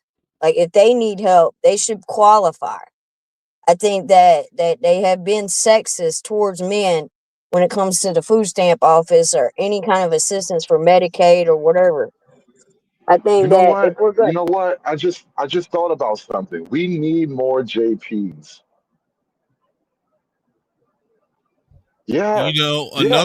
another solution could be that all married couples that have kids actually get double the child tax credit on their income tax returns, as opposed to Wait, hear single me out. moms.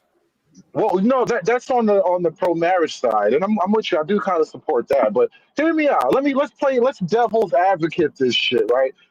What would you rather see more of in your community? More Keishas or more Jay Princes, right? Because Jay Prince is basically like, he's a baby mama of sort. He married to the government. He married to Uncle Sam. He's in a non-homosexual relationship with Uncle Sam. And would you rather have more Jay Princes or more Keishas? Because now I think that's an actual viable alternative. I don't like the options you're giving us. Oh, shut up. Gun to your head. Pick one. is I'd take or because I'd rather see families together. Well, they're both single moms, though. So it's either JP. I mean, I know we call them both single moms, but like, yeah, effectively, would you rather have more men raise the children so the government just give the kids to the fathers more often, or you have more Keishas? I Well, I honestly think will that vote for more J Princes. Honestly, I think I need more JPs. in a situation where it's a choice between a mom and a dad, the kid should go to whoever was actually financially supporting them to begin with. Well, you're gonna put the dad on child support as soon as you give him to the mom anyway. So there's that. Well, no. What I'm saying is, I've always found it a little backwards that these quote unquote individuals that completely rely on someone else to take care of, provide, and maintain them are given to the care of another person who is completely dependent upon other people to provide, maintain and care for them as well. I mean, it don't make no sense. Why are we taking kids that can't do anything, that are relying on other people, and giving them to someone else that's relying on other people, and just eliminate that problem altogether and put the kids in the care of the person that was taking care of them to begin with? That's a valid point. You do make a solid point because it does. The thing about why the kids get given to the mother has to do with the paternal thing, like maternity, because she carried the child. But if she only carried the child and she can't financially take care of the child, why did the court side with putting the child in a financial situation? That's why I said things need to change. Because the And government is evil. well, the government wants to be daddy.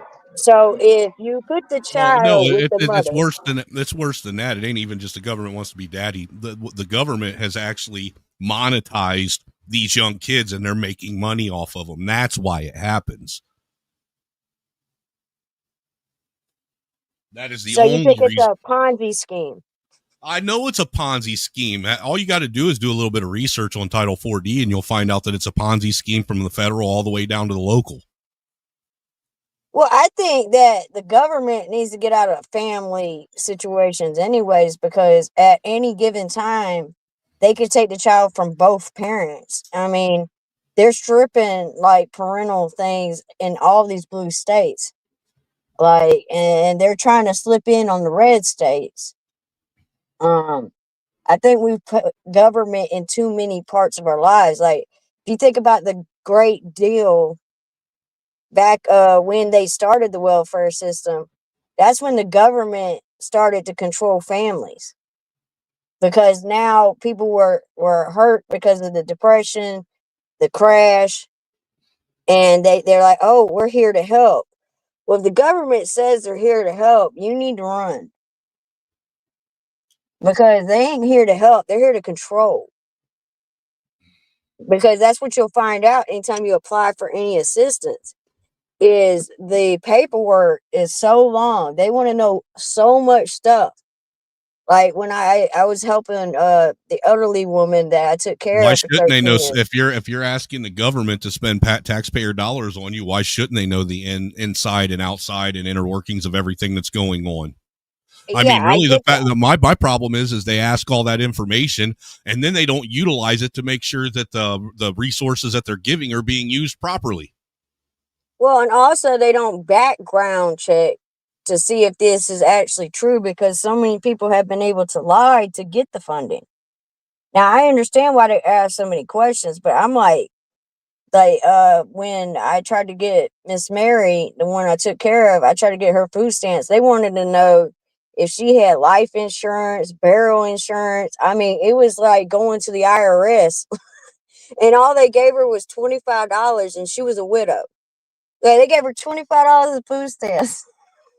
She's like, what am I going to do? I said, oodles and noodles, babe.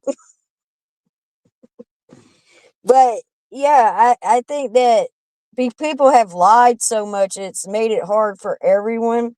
But it should be limited. It shouldn't be a lifetime. And that's the problem in the last 60 years, is it's become a lifetime thing. And I seen a video where the mom was telling the child, you can get my Section 8. And that's what they've been doing. They've been pushing generational wealth with Section 8. You know what I saw just this morning? It was a video of this lady who was putting her kid up for adoption. It was a white lady too, so don't nobody can jump on my back. But it was a video of this lady putting her kid up for adoption. And she was just talking about how today's the last day. She's going to drop the kid off at school, and the new adopting family is going to pick the kid up. And she's just so happy to finally be done with this whole thing. And I'm like, God damn, man. It's just so easy to get out, isn't it? No man can walk away like that and then claim to be the heroic victim at the end of it all, too. Yeah, you're talking about those rapture videos where people started giving all their stuff away. One lady gave all her 5 No, kids not a away. rapture. It's not a rapture. It's not the rapture. She's buying an RV and she's going on tour. Like she's just gonna ride the country like fucking Kane in that one Kung Fu TV show, right? She's gonna roam the countryside in her RV. And she's not required to pay child support. Giving the kid up for adoption. I guess that's not part of the deal. I don't know. That don't make any sense. Because if a man did that, right, they would want child support. So basically, I guess she's signing all her rights away. Like, she's just walking away. I made the baby. Here's you a brand new baby, and I'm going about my way. I think that she should be required to be responsible. I think that's another thing we're lacking, is the responsibility aspect of being a parent. And a lot of these women get away with it. Like, I don't know how I would live without not knowing what's going on with my children. I don't understand a lot of this, what's going on today. I can't wrap my mind around it. And I'm just always saying, Jesus, take the whole bus, because we're in the wrong direction. Like, the tires is about to blow off. Like, I need him not to take the wheel. I need him to take the whole bus.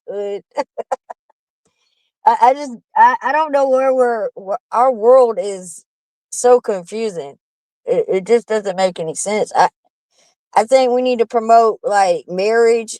If they're doing sex education, they should promote marriage because I don't remember them saying anything about marriage and sex ed.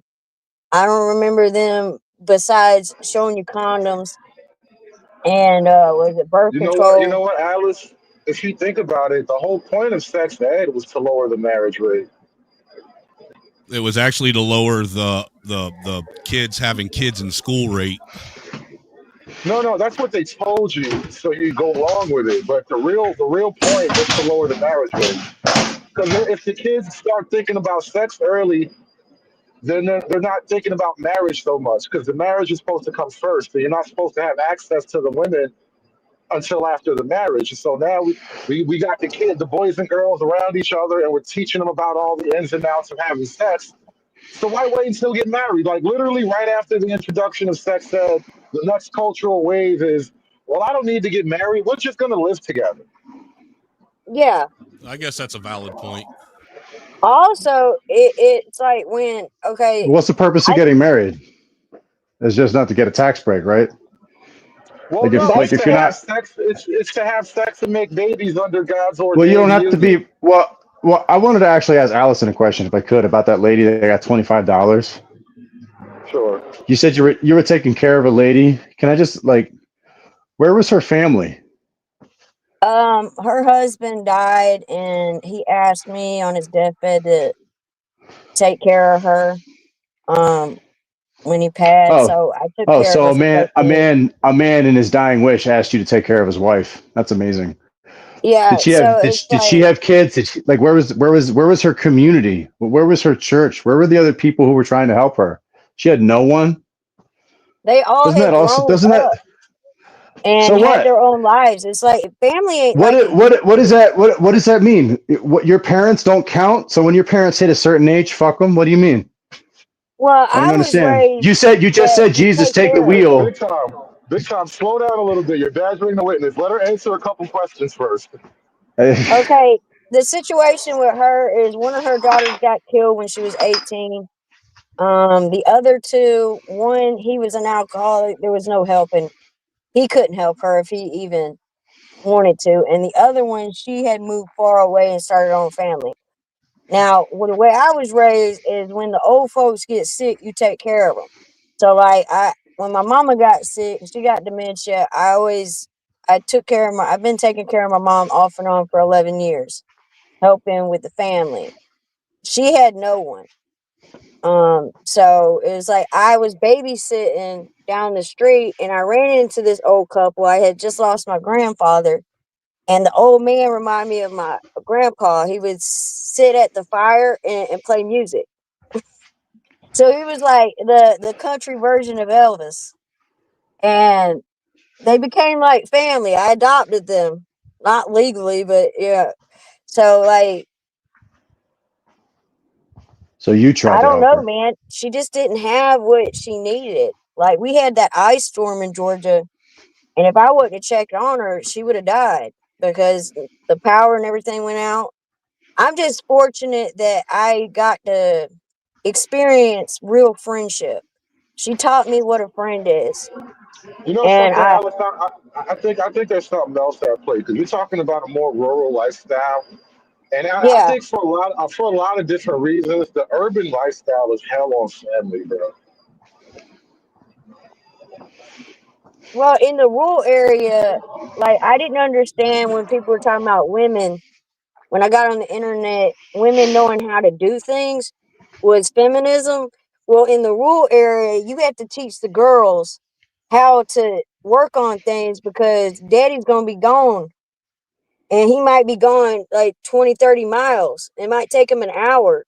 So, if you got to drive a long way, you need to know how to work on the car. You need to know how to fix the tire. You need to know how to hold the fork down because it's going to be a while before they come back. And Right, if you because call the lots of rural police, areas don't have jobs anymore. Right. I live in yeah. Appalachia. I understand. So it's like if you call the police, it's going to be an hour. So you better know how to shoot. Okay. You don't wait. You wait. If you waiting on anything, you waiting on the coroner. Okay. I mean, That's that's also a common argument I make against people who say violence occurs everywhere. It's like, well, where I live, I live in a town of 400 people. There's 3 churches, but Philadelphia has 150 rec centers. So why is there so much violence in Philly? because the There moral are, compass is gone. yeah, but it's The allowed to be gone. community aspect is gone too. Like people don't even check on each other no more. Like in the rural area, you'll get that pie. People, when you come in the neighborhood, they'll be like, "Hey," they'll invite you to the cookout, or they'll invite you over to supper, or they'll go in and find out Do who you think you it's are. because it's more do you think it's because it's more homogenous? I think it's because it's less people. Well, And I would disagree with that. I I don't think it believe is a that. good mix of both, though. It is typically more homogenous and also way less people, though. But I think there's an argument in both of those directions. I mean, well, I'll say this. I live in a place where there are 2 African American families moved here and 2 Latino families moved here. And I've talked to the parents because it's a small town. We all talk. And they all escaped to the city, but all their children don't want to be friends with any of the white kids. And that's a choice. yeah, That's a because fact. racism is Weird taught at thing. home. And it's weird how they want to get away from everything to live around us. They want to say, so I don't know what they call them when you move to a community and then it's like liberals who leave New York and they move to like Pennsylvania or maybe West Virginia and they go, oh, this is such a nice little town, but where's the drag time story hour? Let's call Where's it what it is. It's black flight from black communities. It's called transplants. They're transplants. They're what I call sleeper cells. I mean, no, it's literally black flight, man. They want to leave the community that they're from because they know all the crime and all the bullshit they got to go through, and then they want to move in around white people so they can tell them how much they hate white people. And I mean, speaking to that lady you took care of, and God bless you for taking care of her. Maybe the Lord sent you to her. I would just be like, in our community, we have 3 churches and they have a senior citizen center here that try to help all the people here. So I guess because I have that, maybe I take advantage of it. But I know when my mom was on hospice, the guy that she was with, he was there with her a lot of times, and they did have the church down to help quite a bit before she passed. So they had the same thing. Because look, dude, my mom lived in a town kind of like what you're talking about. There was no town police. You called the cops, you had to wait for the sheriff to show up. There are no cops here. They only yeah. It just occurred to me too that I was talking about like the difference between the urban versus the rural area, and I think it just almost goes without saying. If you have such government intervention that you almost don't really need family as much, family becomes less important to the individual. And so you can expect families to kind of disintegrate a little bit more now because people are getting provided for in ways that, they otherwise would have to maintain personal networks to get things done. Well, let me ask you something, Hood. Do you think that there could be an all-black small community in rural America somewhere, like there are white communities where there's absolutely no police presence at all for weeks and weeks on end unless somebody calls the sheriff without any problems?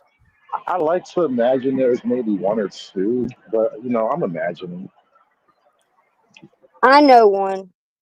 I mean, I couldn't picture a town of 300 or 400 black families living in it. But they're all related.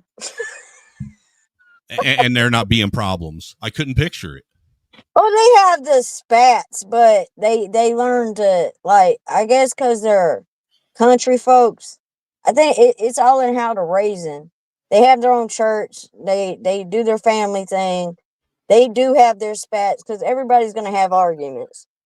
But they come together on Sunday, no matter what, to eat together. And they set their problems aside. I think that's what keeps them together, where there's not all kind of animosity, is that they have a higher power. And I think that that's what keeps it as close knit as it is. But we don't have that these days because, like, believing in something is shunned. I mean, even the town that I grew up in, we had like 3 cops, but they were hardly ever on duty. You know. Well, I gotta go, y'all. I appreciate you letting me coming up, Hood. I gotta do my duties. But it was very enjoyable talking with y'all. It's been a while. I'm Yeah, just glad y'all are still around. congratulations on being married and all that good stuff, man. I wish Yeah, you guys I got the me best. a redhead, gray-eyed boy, and he is something else. A redhead with a redhead. Somebody had to do it. I am the chosen one. Somebody had to do it. Yeah, he is the chosen one. And Trump's cleaning up this nation. He's doing some things I like and some things I don't like, but it is what it is. You can't get everything you want, y'all. Well, y'all have a good day. I'll be in the chat.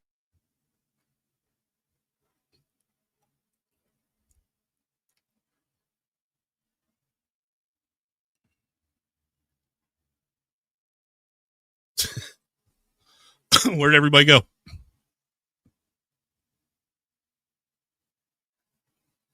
Hello? Yeah, still around. What's going on? No, I was just curious. Yeah, I had to pull up into a rest stop for a minute. Excuse me. You guys got the floor. Oh, we got the floor. So we get to run shit. Go ahead, brother, you can have it. You usually have quite a bit to say in the chat, so go on. Go on with yourself. Speak your piece. Are you talking to me? Yes, sir. I am talking to you. Well, I was going to say, I think another reason we're having here is just the fact that that lady who gave away her children, to make it to Hood's point. I mean, I always use the example of, do you know David Rubin from Daily Wire? Yes, sir. Yeah. Well, I've always said this before, like women can abandon, sell their children at birth or unalive their clump of cells. But if a man were to, like, say, punch a woman in the stomach or run her over with a car, he would be charged with 2 deaths. Correct. So the accountability isn't even on the same level. No, men aren't even allowed to walk away from their obligation to the child without there being some kind of recourse for it. Hey, my entire life, I've only heard the phrase deadbeat dad, not deadbeat mom. Yes, sir. Same here. So, and being a father and having children myself, and I'm married, so it's like, and I wasn't trying to come at that woman, but it's like that's just another thing I have is like, you know, where were the this kids? lady was. And I understood what your line of questioning. Like, yeah, like she's why weren't they taking care of their mom? Right. Like she's alone. She needs help. Well, where are her people? And that's one of the things I hate the most is abandonment of, you know, like blood. Like to me, nothing is worse than a blood traitor. You know what I'm saying? Yeah, I can see that. I mean, I don't talk to my dad anymore. I ain't talked to my dad probably in like, well, it's been like 9 years now since my mom passed away. Last time I talked to him was at her funeral. But some might consider that race traitor, but he was never around. It ain't like he rose me. Well, I said blood traitor. Blood. Like or blood traitor, sorry. Your family. Well, I'll give an example. I have family. My stepmother tried to unalive multiple times, and my father would come home and find her had failed. And he did nothing about it. And one thing I learned about Ortho Bro is if you love someone, you help them. Regardless of if they hate you for it. You know what I mean? So his role as his role as her husband was to pick her up, put her on his shoulder, and take her to a therapist. Take her to a hospital and get her the help she needed. Get her help. Yeah. Like, look, I can't help you. I'm not a licensed professional. I'm going to take you there. He never did it. And one day she succeeded. It's like that commercial. You ever see that commercial for drugs where it's like at a lake and there's a girl standing on a little dock and they're talking about like a drug addiction and there's one girl in the water and she's drowning and she's crying for help. And there's the one other girl just standing on the dock looking at her. Oh yeah. I've seen that. I've had serious talks with my dad, like where we've almost come to blows. It's like, so what was it like to abandon your wife when she needed you the most? Damn. Like he got in a drunken stupor for 3 years. Oh, I miss her so much. And it's like, well, but you miss her when she's gone. You didn't miss her when she was here. Right. Like, so what was the point of being married to you? What kind of man lets his wife die? You know what I'm saying? I have a niece who's like that with her mom because her brother committed suicide a couple years ago, and she blames her mom for it. You know, and simply and rightfully so. And it was because her mom was more worried about someone else's kid than her own kid. Yeah. You know, and she's asked her mom the same thing you asked your dad. How's it feel to know that basically you failed your son just because you couldn't be the mom, be a mom to him? And she was one of the this is my wife's sister, and this girl she's one of them quote unquote, you know, strong, independent, boss babe, independent. Yeah. One of them, you know what I'm saying? And she lost her own son over it. I'm sorry to hear that. Lord forgive. I mean, look, I'll put myself out there one more time to make it personal so nobody can say I'm talking crap at everyone else. And I also understand that I'm not as funny as Hood. This is why I usually avoid combined panels. The way things are, I can't joke around anymore. I let my children go to a community center of a certain tribe, and all they did was teach my children about themselves and their language and their customs and their traditions. And they even started showing my children, there's a book called Our Skin, where they basically say all racism was created by white people. Right. And my youngest was 3, and that was at a daycare. That wasn't even at a school. And so in that aspect, my child is now intellectually and developmentally behind because of us. Right. And I can't, but what business does a grown-up even have pushing those kind of, societal beliefs on someone? Well, they weren't us, so they had no problem saying it. That's as simple as I can put it. It was another tribe.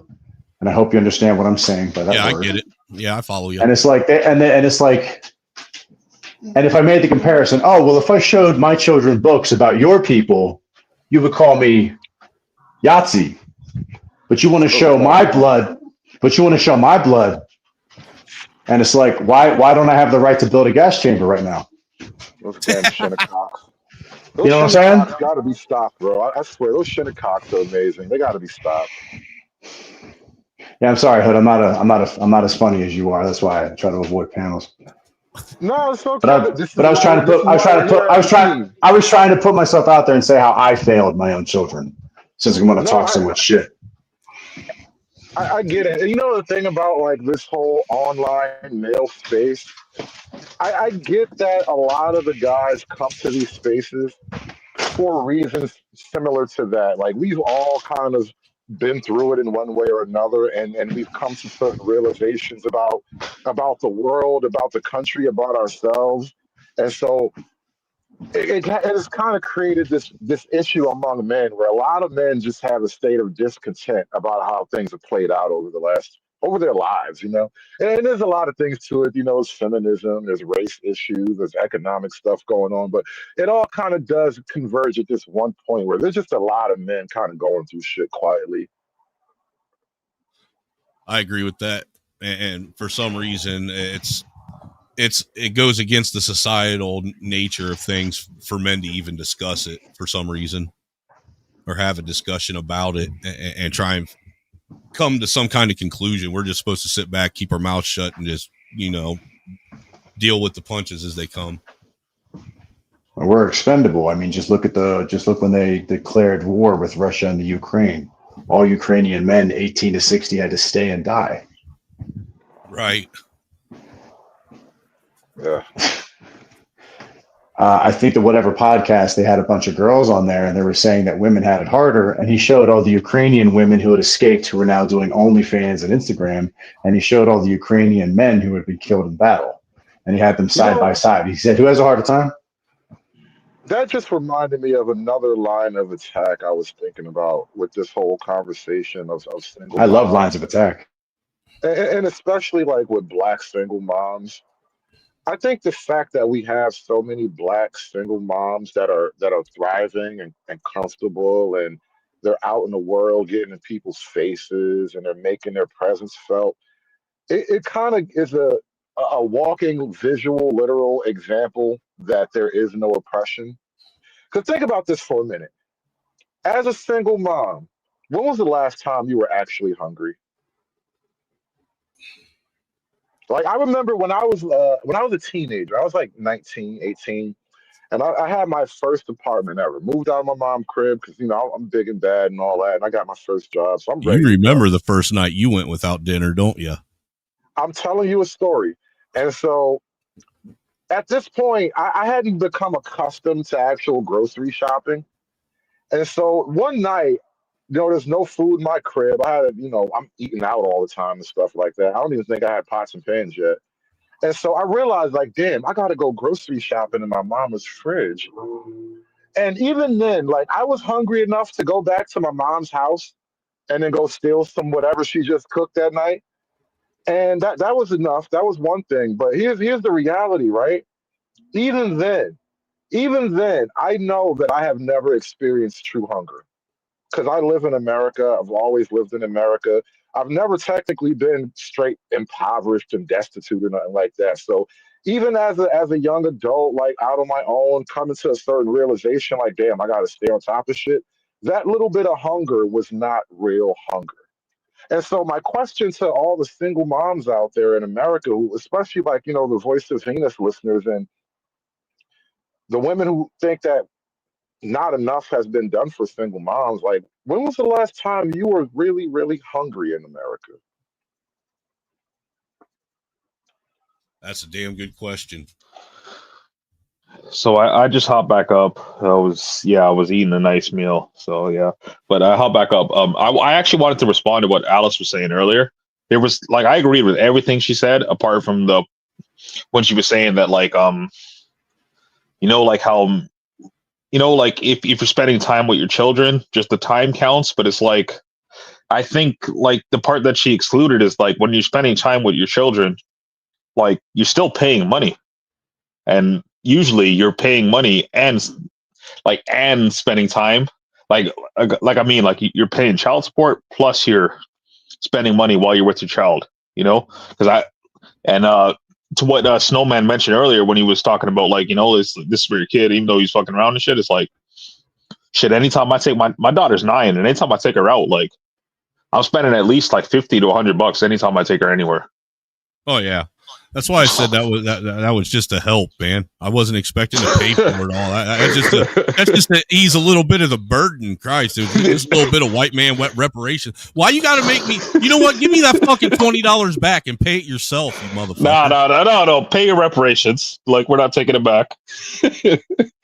but for real though, it's like yeah, man, like that was the only thing I agreed with everything else she said. It was just, like because people usually just say time and it's like, it's not just time because while like, I guess for like you guys in the US, like it's different, like different states where you have 50-50, like, because at least over here, like 50-50 doesn't mean you don't pay child support. Like you might have your kid for 50% of the time, but you still pay child support and you still pay while you're with your child. Right. So that's the only thing I disagree with. Well, it's not really disagreed. It's just like I'm adding on to what she said. It's a better way to phrase it. I mean, I think that's all situational, though. I think child support just needs to be done away with altogether. I agree if people aren't there. I halfway agree in that, like, people are going to make their own private deals. And who am I to get in the way of that? I just don't like the idea of the government coming in with an automatic calculation. It's an automatic determination that I'm a bad father. Like the very first time I ever got that letter in the mail and I read that shit, and I'm like, fuck you in that bitch. How dare the state of New York tell me I'm not taking care of my kids to my responsibilities? Like, you haven't even talked to me. I swear to God, like, it literally says that shit. That shit is so offensive. Like, fuck the government for declaring me an ain't shit father.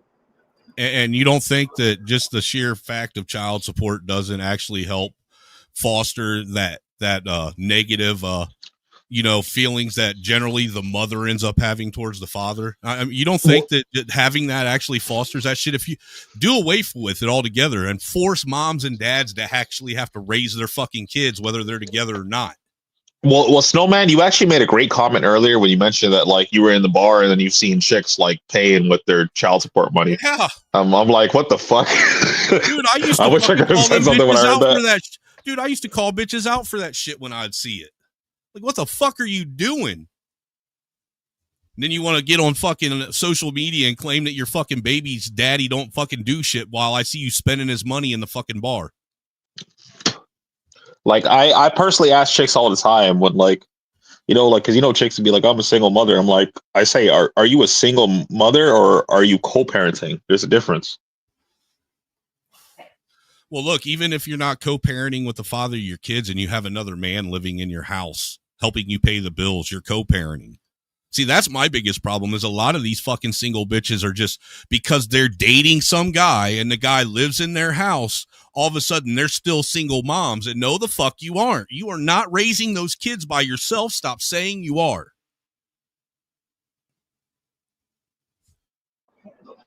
It's the lies that we allow these women to fucking continue to tell themselves that they're doing, man. Why do you think they live in delusion like they do? Because we don't correct the fucking lies and tell them, no, bitch, you are not a independent, strong, single woman. You're a dependent fucking woman with multiple men living in your life, helping you raise these fucking kids while you're fucking... It's ridiculous. Yeah, that's why I liked when like Alice was up here, because she did, like, when you mentioned that, she was saying that, like, yeah, exactly, like those women are dependent on the government, so like they're not single moms, and that should be acknowledged, but of course it's not, right? Because like when you don't acknowledge it, that it portrays like they get to portray themselves as victims when that's not the case at all. Well, dude, the truth of the matter is, in most cases, that's why I say they need to get rid of all these fucking programs. I mean, look, let's keep it real. Most of these fucking single moms are putting their kids in daycare just to keep the kids away from their fucking dad.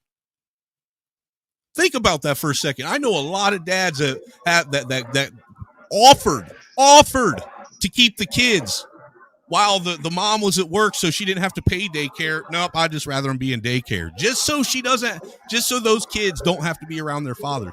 This is the type of shit that all these fucking programs and safety nets, that's all it's fucking fostered. It hasn't fostered anything to better the life of the child. If anything, all it's done is make the child fucking completely fucking... Dude, look, the child lives it basically... by itself all the time with a little bit of their mom in their life and hardly any of their dad. A bunch of fucking strangers raising my kid so I can piss my kid's dad off. That shit needs to stop. It's an infinite feedback loop where the women get to push the men away and then the men become jaded and don't want to come around anymore. And then the women get to say, oh, look at me. I'm alone. He doesn't want to help.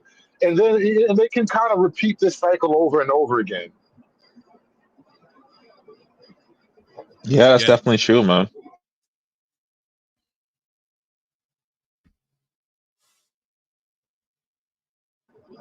I was thinking about this too. Single moms have effectively become like a social class unto themselves. And so in a lot of ways, it's like they have a whole tax title for them that they can claim. It's called head of household. Right. And I Really? think about it for when you have a government department, right, and you get a certain budget every month, every quarter, whatever, and if you don't max out that budget, then the assumption is you don't need as much money as you do. So you now have to max out that budget, and you have to constantly justify your position. And in a lot of ways, women have become that kind of department where it's like they have to constantly justify their position, even though they're at a point where it's almost all bullshit now. Like, how much more do you have to give to single moms in order for them to survive and to make it or whatever? And now, that's why I kind of come to the realization where, like, you're just enemies of society at this point now. You're just trying. It's like feeding you kills everything else that we really want to have. Well, see that, and that's what I'm saying about the taxes too, man. Do you know that me and my wife actually get less back being married, claiming our kids, than what we would get back if it was just her claiming our kids? Yo, Snowman. Speaking about that, like I know like the tax laws are different between the U.S. and Canada, but over here, like I've actually told my baby moms, like like I was with her for 11 years, so I actually told her I was like, yo, if I claim my daughter on taxes, which I don't because I don't have full custody of her, so I don't claim her on my taxes, right? I'm like, if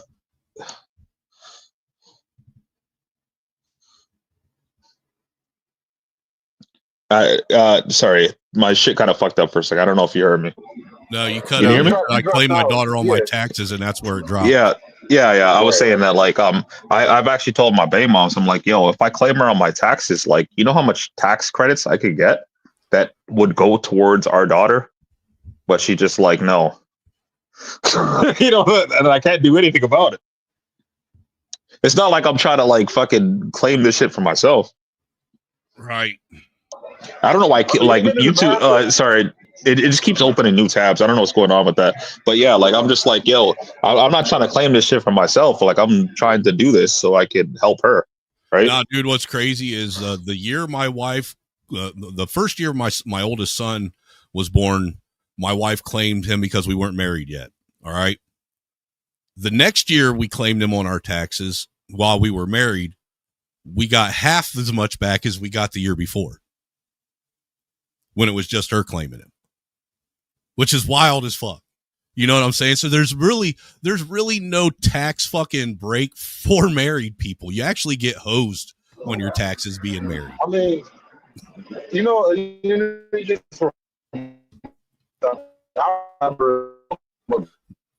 Hood. You're Borging bad, dude. You're Borging real bad. On the highway. Daddy. Yep, still can't hear you.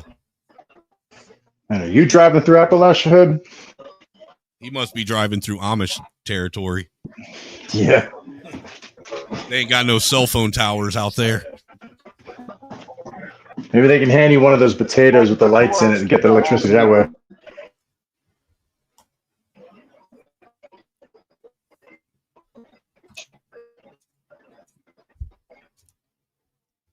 Yeah, man, be honest with you, it took me and the wife having like 3 kids before we started seeing income tax returns like she got the 1 year she got to claim the boy by herself as a married couple. I mean, they literally hose us on our taxes every year just because we're married. It's wild. And trust me, dude, I've went through and I've checked, I've clicked the, if it was just her at a household with all the kids and see what happens. It almost triples every time. Makes me mad. You're in Ohio, right? No, I live in Indiana, and it makes me want to get a divorce. Yeah, I'm in PA. I have kids. It makes me want, dude, me and the wife have both talked about just getting a divorce just so we can get the tax credits.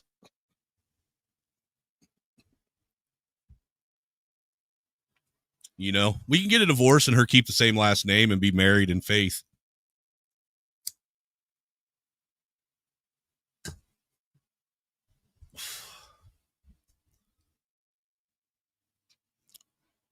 Crazy.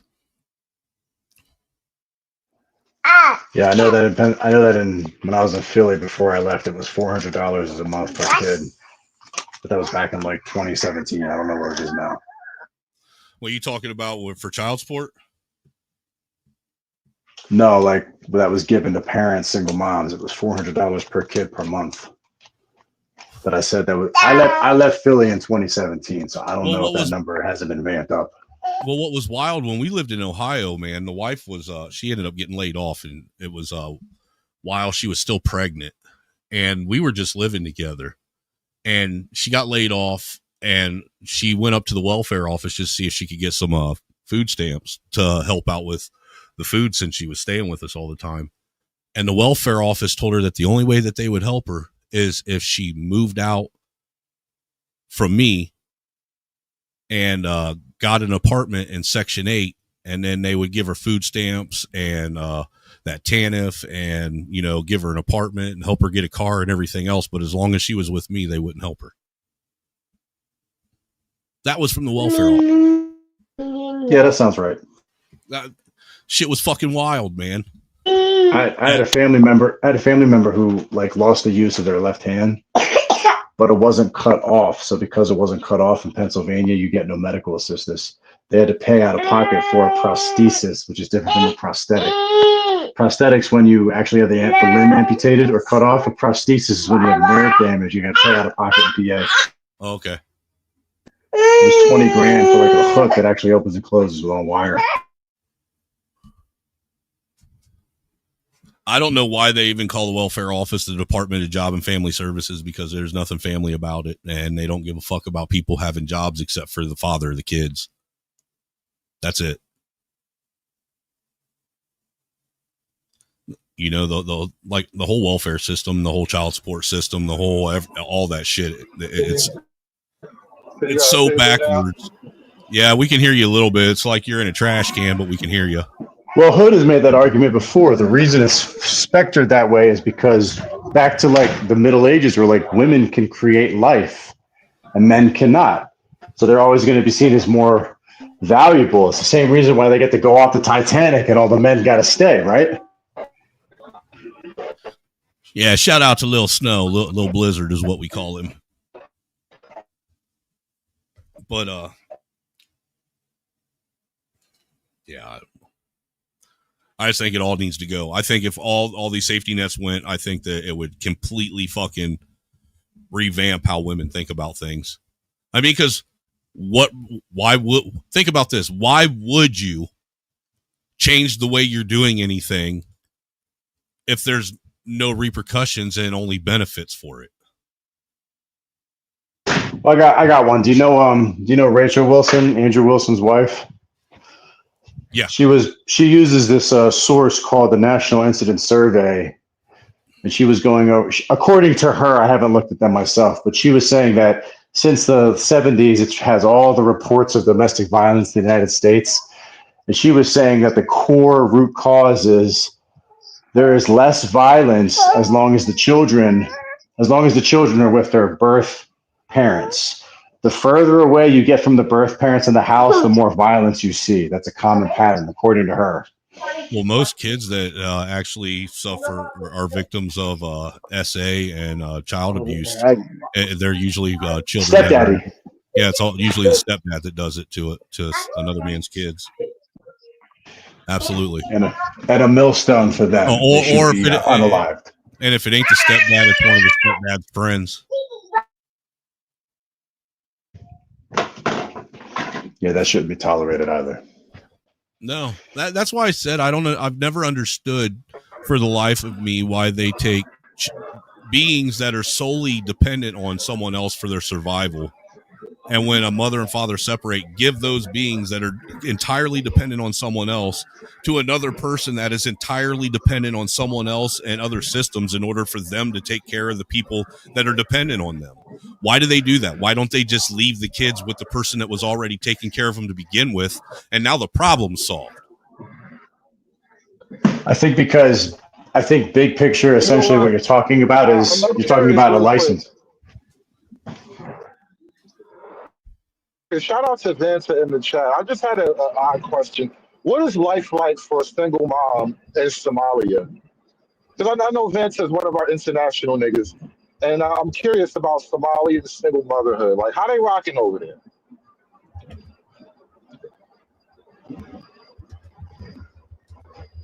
What was that, Hood? Sorry.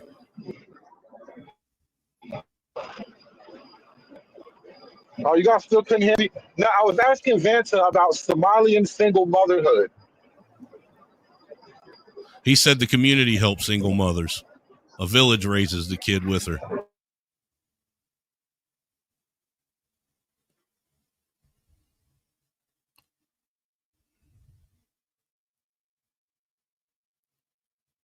There is no village anymore. You can't have a village without any men in it. And that's the problem with today's villages in America. All the villages lack male leadership of any kind. Well, there's no trust among the people. You know what I mean? I mean, you can't import thousands and thousands of people and then they just try to recreate where they're from. That's going to create conflict and tension. You know what I mean? I'm not saying that certain people can't find common ground, but I don't believe in assimilation. I don't think that's real. You know, so No, you're just but- going to but have a if you look at competition it- for resources. Well, I'm just saying, if you look at it, like, look at Dearborn, Michigan. It's predominantly what, Somali there? Yeah, they're now? recreating Somalia. But they don't have the problems there either that, you know, modern American communities do. They don't have those problems. They're you know, that their community, there's fathers leading those families and households in those communities, whereas the communities that are predominantly westernized or Americanized, But they also, they lack, like I said, they lack male leadership. It's all fucking women running the show. But they just well, wait a minute. They just got stuck with the $200 million child welfare fraud scandal. Yep. And last week they said that over 50% of all of them have committed some form of immigration fraud, right? Yep. And if I can make another point, like I was basically trying to say, like, when people come here, there's two things I don't think you can overlook. Like if you look at the '92 riots and you look at like all the South Koreans that came here in the '70s, you had the Watts riots in what, '65, wherever South Central is, and then you had all these you had all the white and all the small hats move out, and then you had a bunch of South Koreans move in, and you had all these highly educated people who had to, in their mind, take a step back to become shop owners. And after like in the 1970, they had 100 stores, and then by '92 they had over 7,000 stores because over 2,000 stores were burned down in the riots, and that was primarily because of Latasha Harlins, that girl that was in the altercation where she was shot in the side of the head in that store.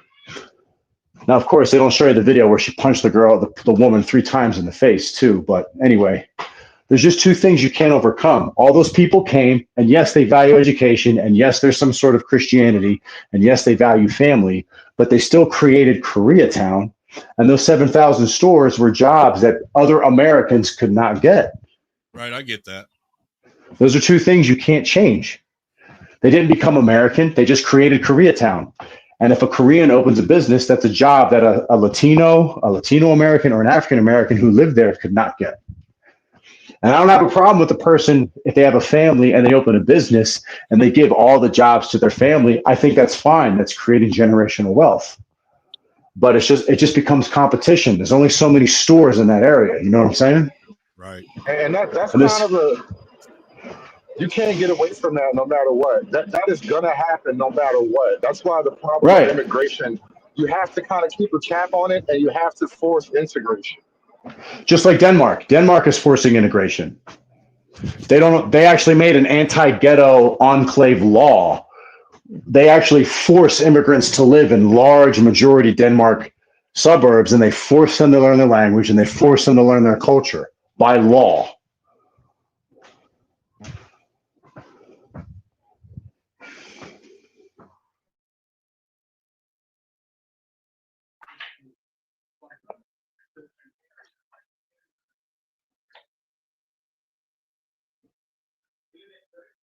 That was an awkward silence.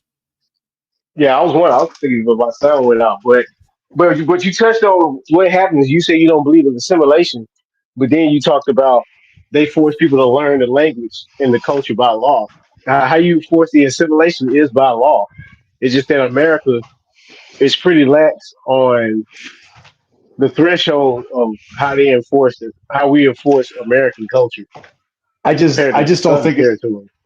Well, Denmark is doing it as a response to Sweden and the United Kingdom and Germany, where essentially, like, if you look in like the United Kingdom, when they tried to, they had the riots where they were trying to arrest this family with this little girl, and they were a bunch of Roma gypsies. And essentially, what they do is when they all move into the UK, they just create a little neighborhood. And what the UK does is the UK allows them to speak their language. They put the stores and everything in their name. They put the street signs in their language. There is no assimilation that's required. Right, but So Denmark, what they're doing is an accommodation, not assimilation. But what you saying? Right, I'm saying that's part of the problem. Denmark. What you're saying is Denmark actually says, "No, you're gonna learn our language, you're gonna learn our customs and play by our rules, right? That's As it should assimilation. be. As it should be when you go into I'm saying another it's nation. I'm saying that I'm saying it's a response. I'm not saying it worked. That's what they're doing right No, now. I know, and that's gonna help preserve Denmark because they're enforcing their culture. Like if you're gonna be in our neighborhoods, our communities, you're gonna go by our customs. Like it's Yeah. just stricter than what UK because like you said, UK, United States, they accommodate. You know, I'm from the South. I'm right on the border. I grew up right on the border of Georgia. Once you get past Macon, everything is half Spanish. You know, so that's accommodation, not assimilation. But if we had more strict laws, like now you're going to learn English, you're going to do it this way, I think you and all that. That's assimilation. I Bro, think you're right. strict laws What you're don't work on talking about, large. Strict laws what you're don't work. talking about, that's colonization. When you see all these little Hispanic enclaves, that's colonization. It's not accommodation. We've gone past accommodation. I just don't believe in magic dirt. It's not real. I mean, There's no such thing. Paper nationalism, civic nationalism is just it's a concept. It's a theory. Just like rights, they're not real. Every group that comes here wants their own rights.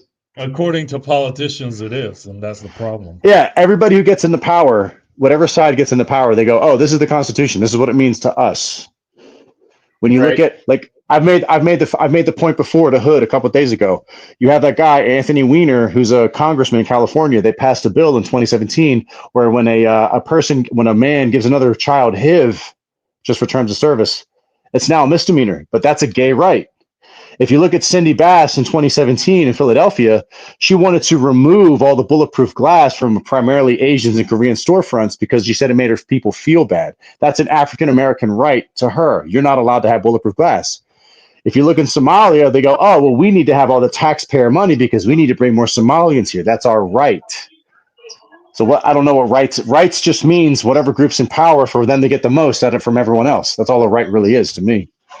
Well, a lot of that is just marketing, right? Because like I remember during Trump's first term, he changed the domestic violence laws to actually just include violence, right? Not coercion and financial and all that other stuff.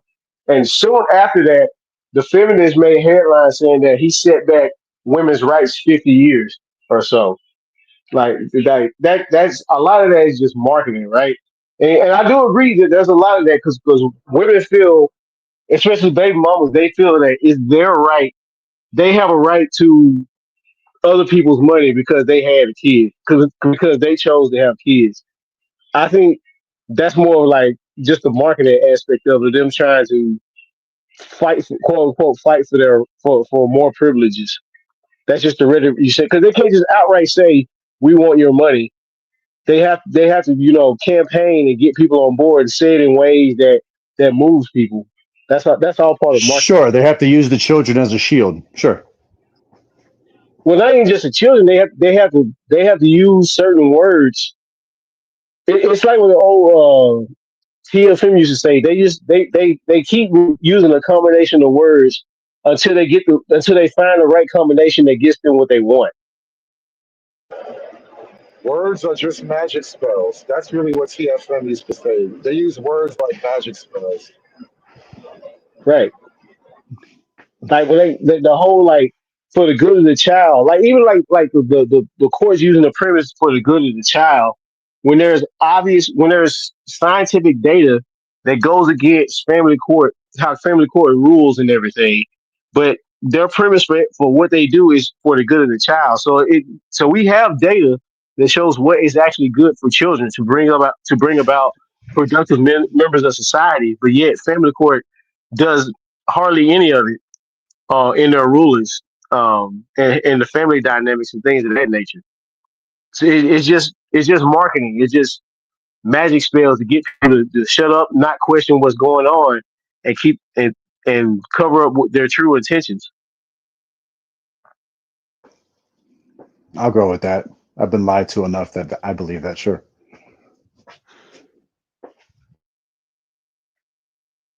Right, because it's like the art of war, right? You don't Like you don't do direct attacks. Everything is indirect. But pretty much deception is the key to warfare. So you have to make it look.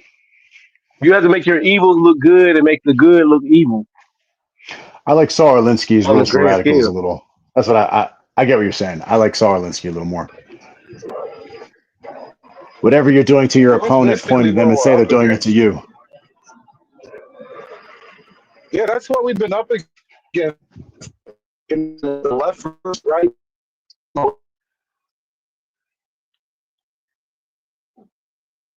You're in and out. I can't hear you. Yeah, Mike is choppy.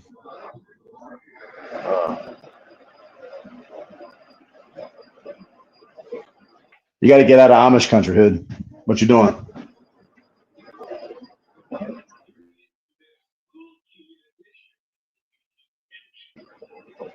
Never mind, y'all got it, man. I can't talk right now.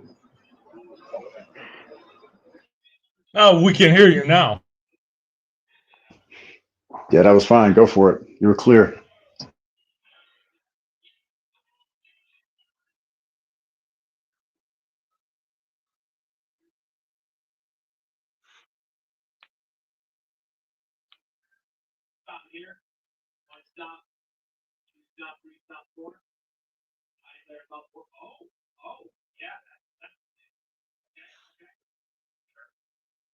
Hey, he's been all the way up.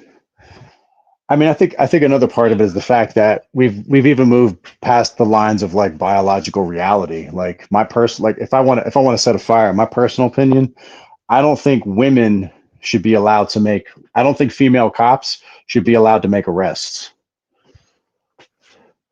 I just think it's too dangerous. You know, I've seen countless videos of. It's like they have a partner male cop. It's like he's babysitting. You know what I mean? Whenever I see men got to go hands on, they always run forward, but I always see the female hanging out back, and I just think it's too much of a liability. Well, that would be misogynistic, right? Right. Yeah, but I only think women should make me sandwiches. You know what I'm saying? So who cares what they think? I agree, bro, but that's the thing. They weaponize language. You feel me? They made up all these fake terms to weaponize language. If you don't agree with it, that means you're a bigot and a misogynist and all kinds of bad things. Yeah, but all women want to have sex with a toxic man. I don't want to hear that stuff. You know, they don't want some prissy. You know, yeah. And by sex, what I mean is lay there on their back like a dead fish and do nothing.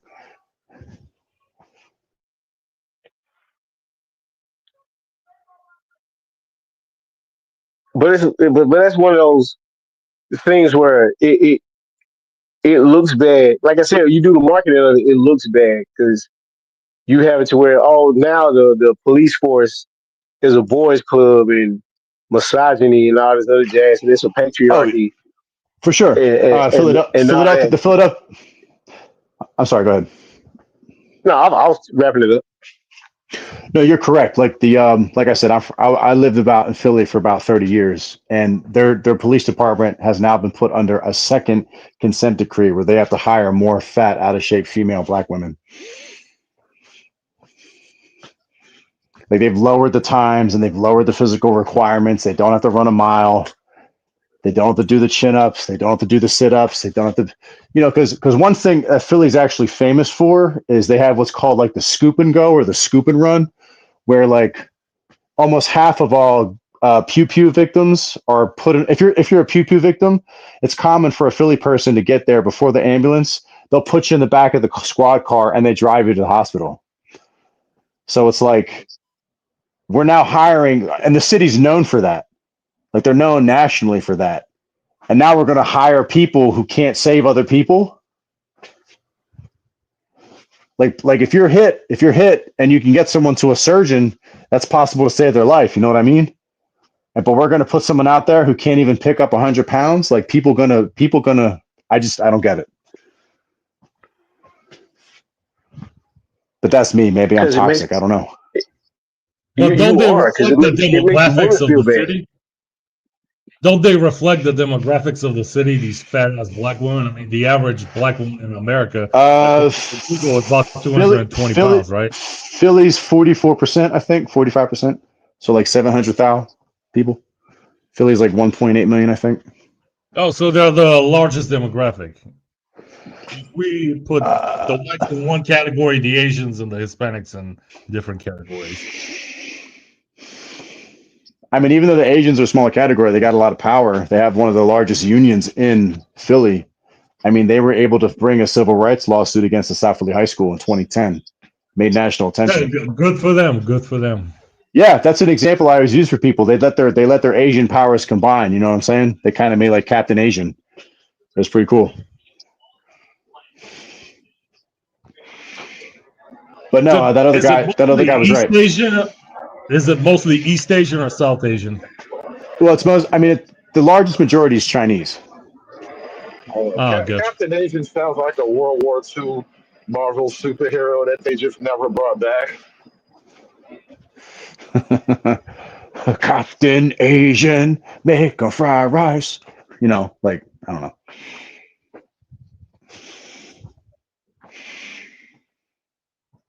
But no, that guy's right. It's all about the marketing. Like when DeSantis said they had to stop teaching certain lessons to kids, what did Democrats call it? The Don't Say Gay bill?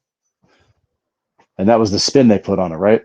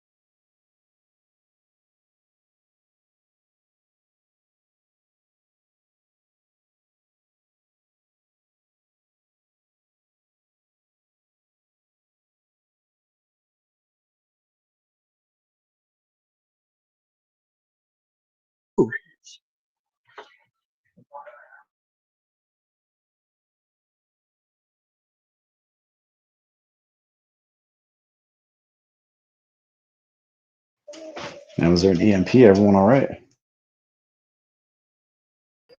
Yeah, I'm still here. What about the others? Guys, I guess I'm going to have to wrap this one up anyway. I'm almost toward my destination. Looks like we're going to just shut this one down. Gotcha, bro. Nice talking to you, fellas. Likewise. Yeah, thanks, it was real.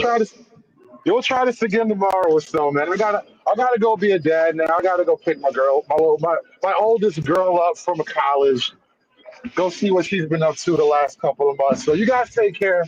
I will catch you. I don't know, in a day or two, man. I'll get back to y'all later. Be safe.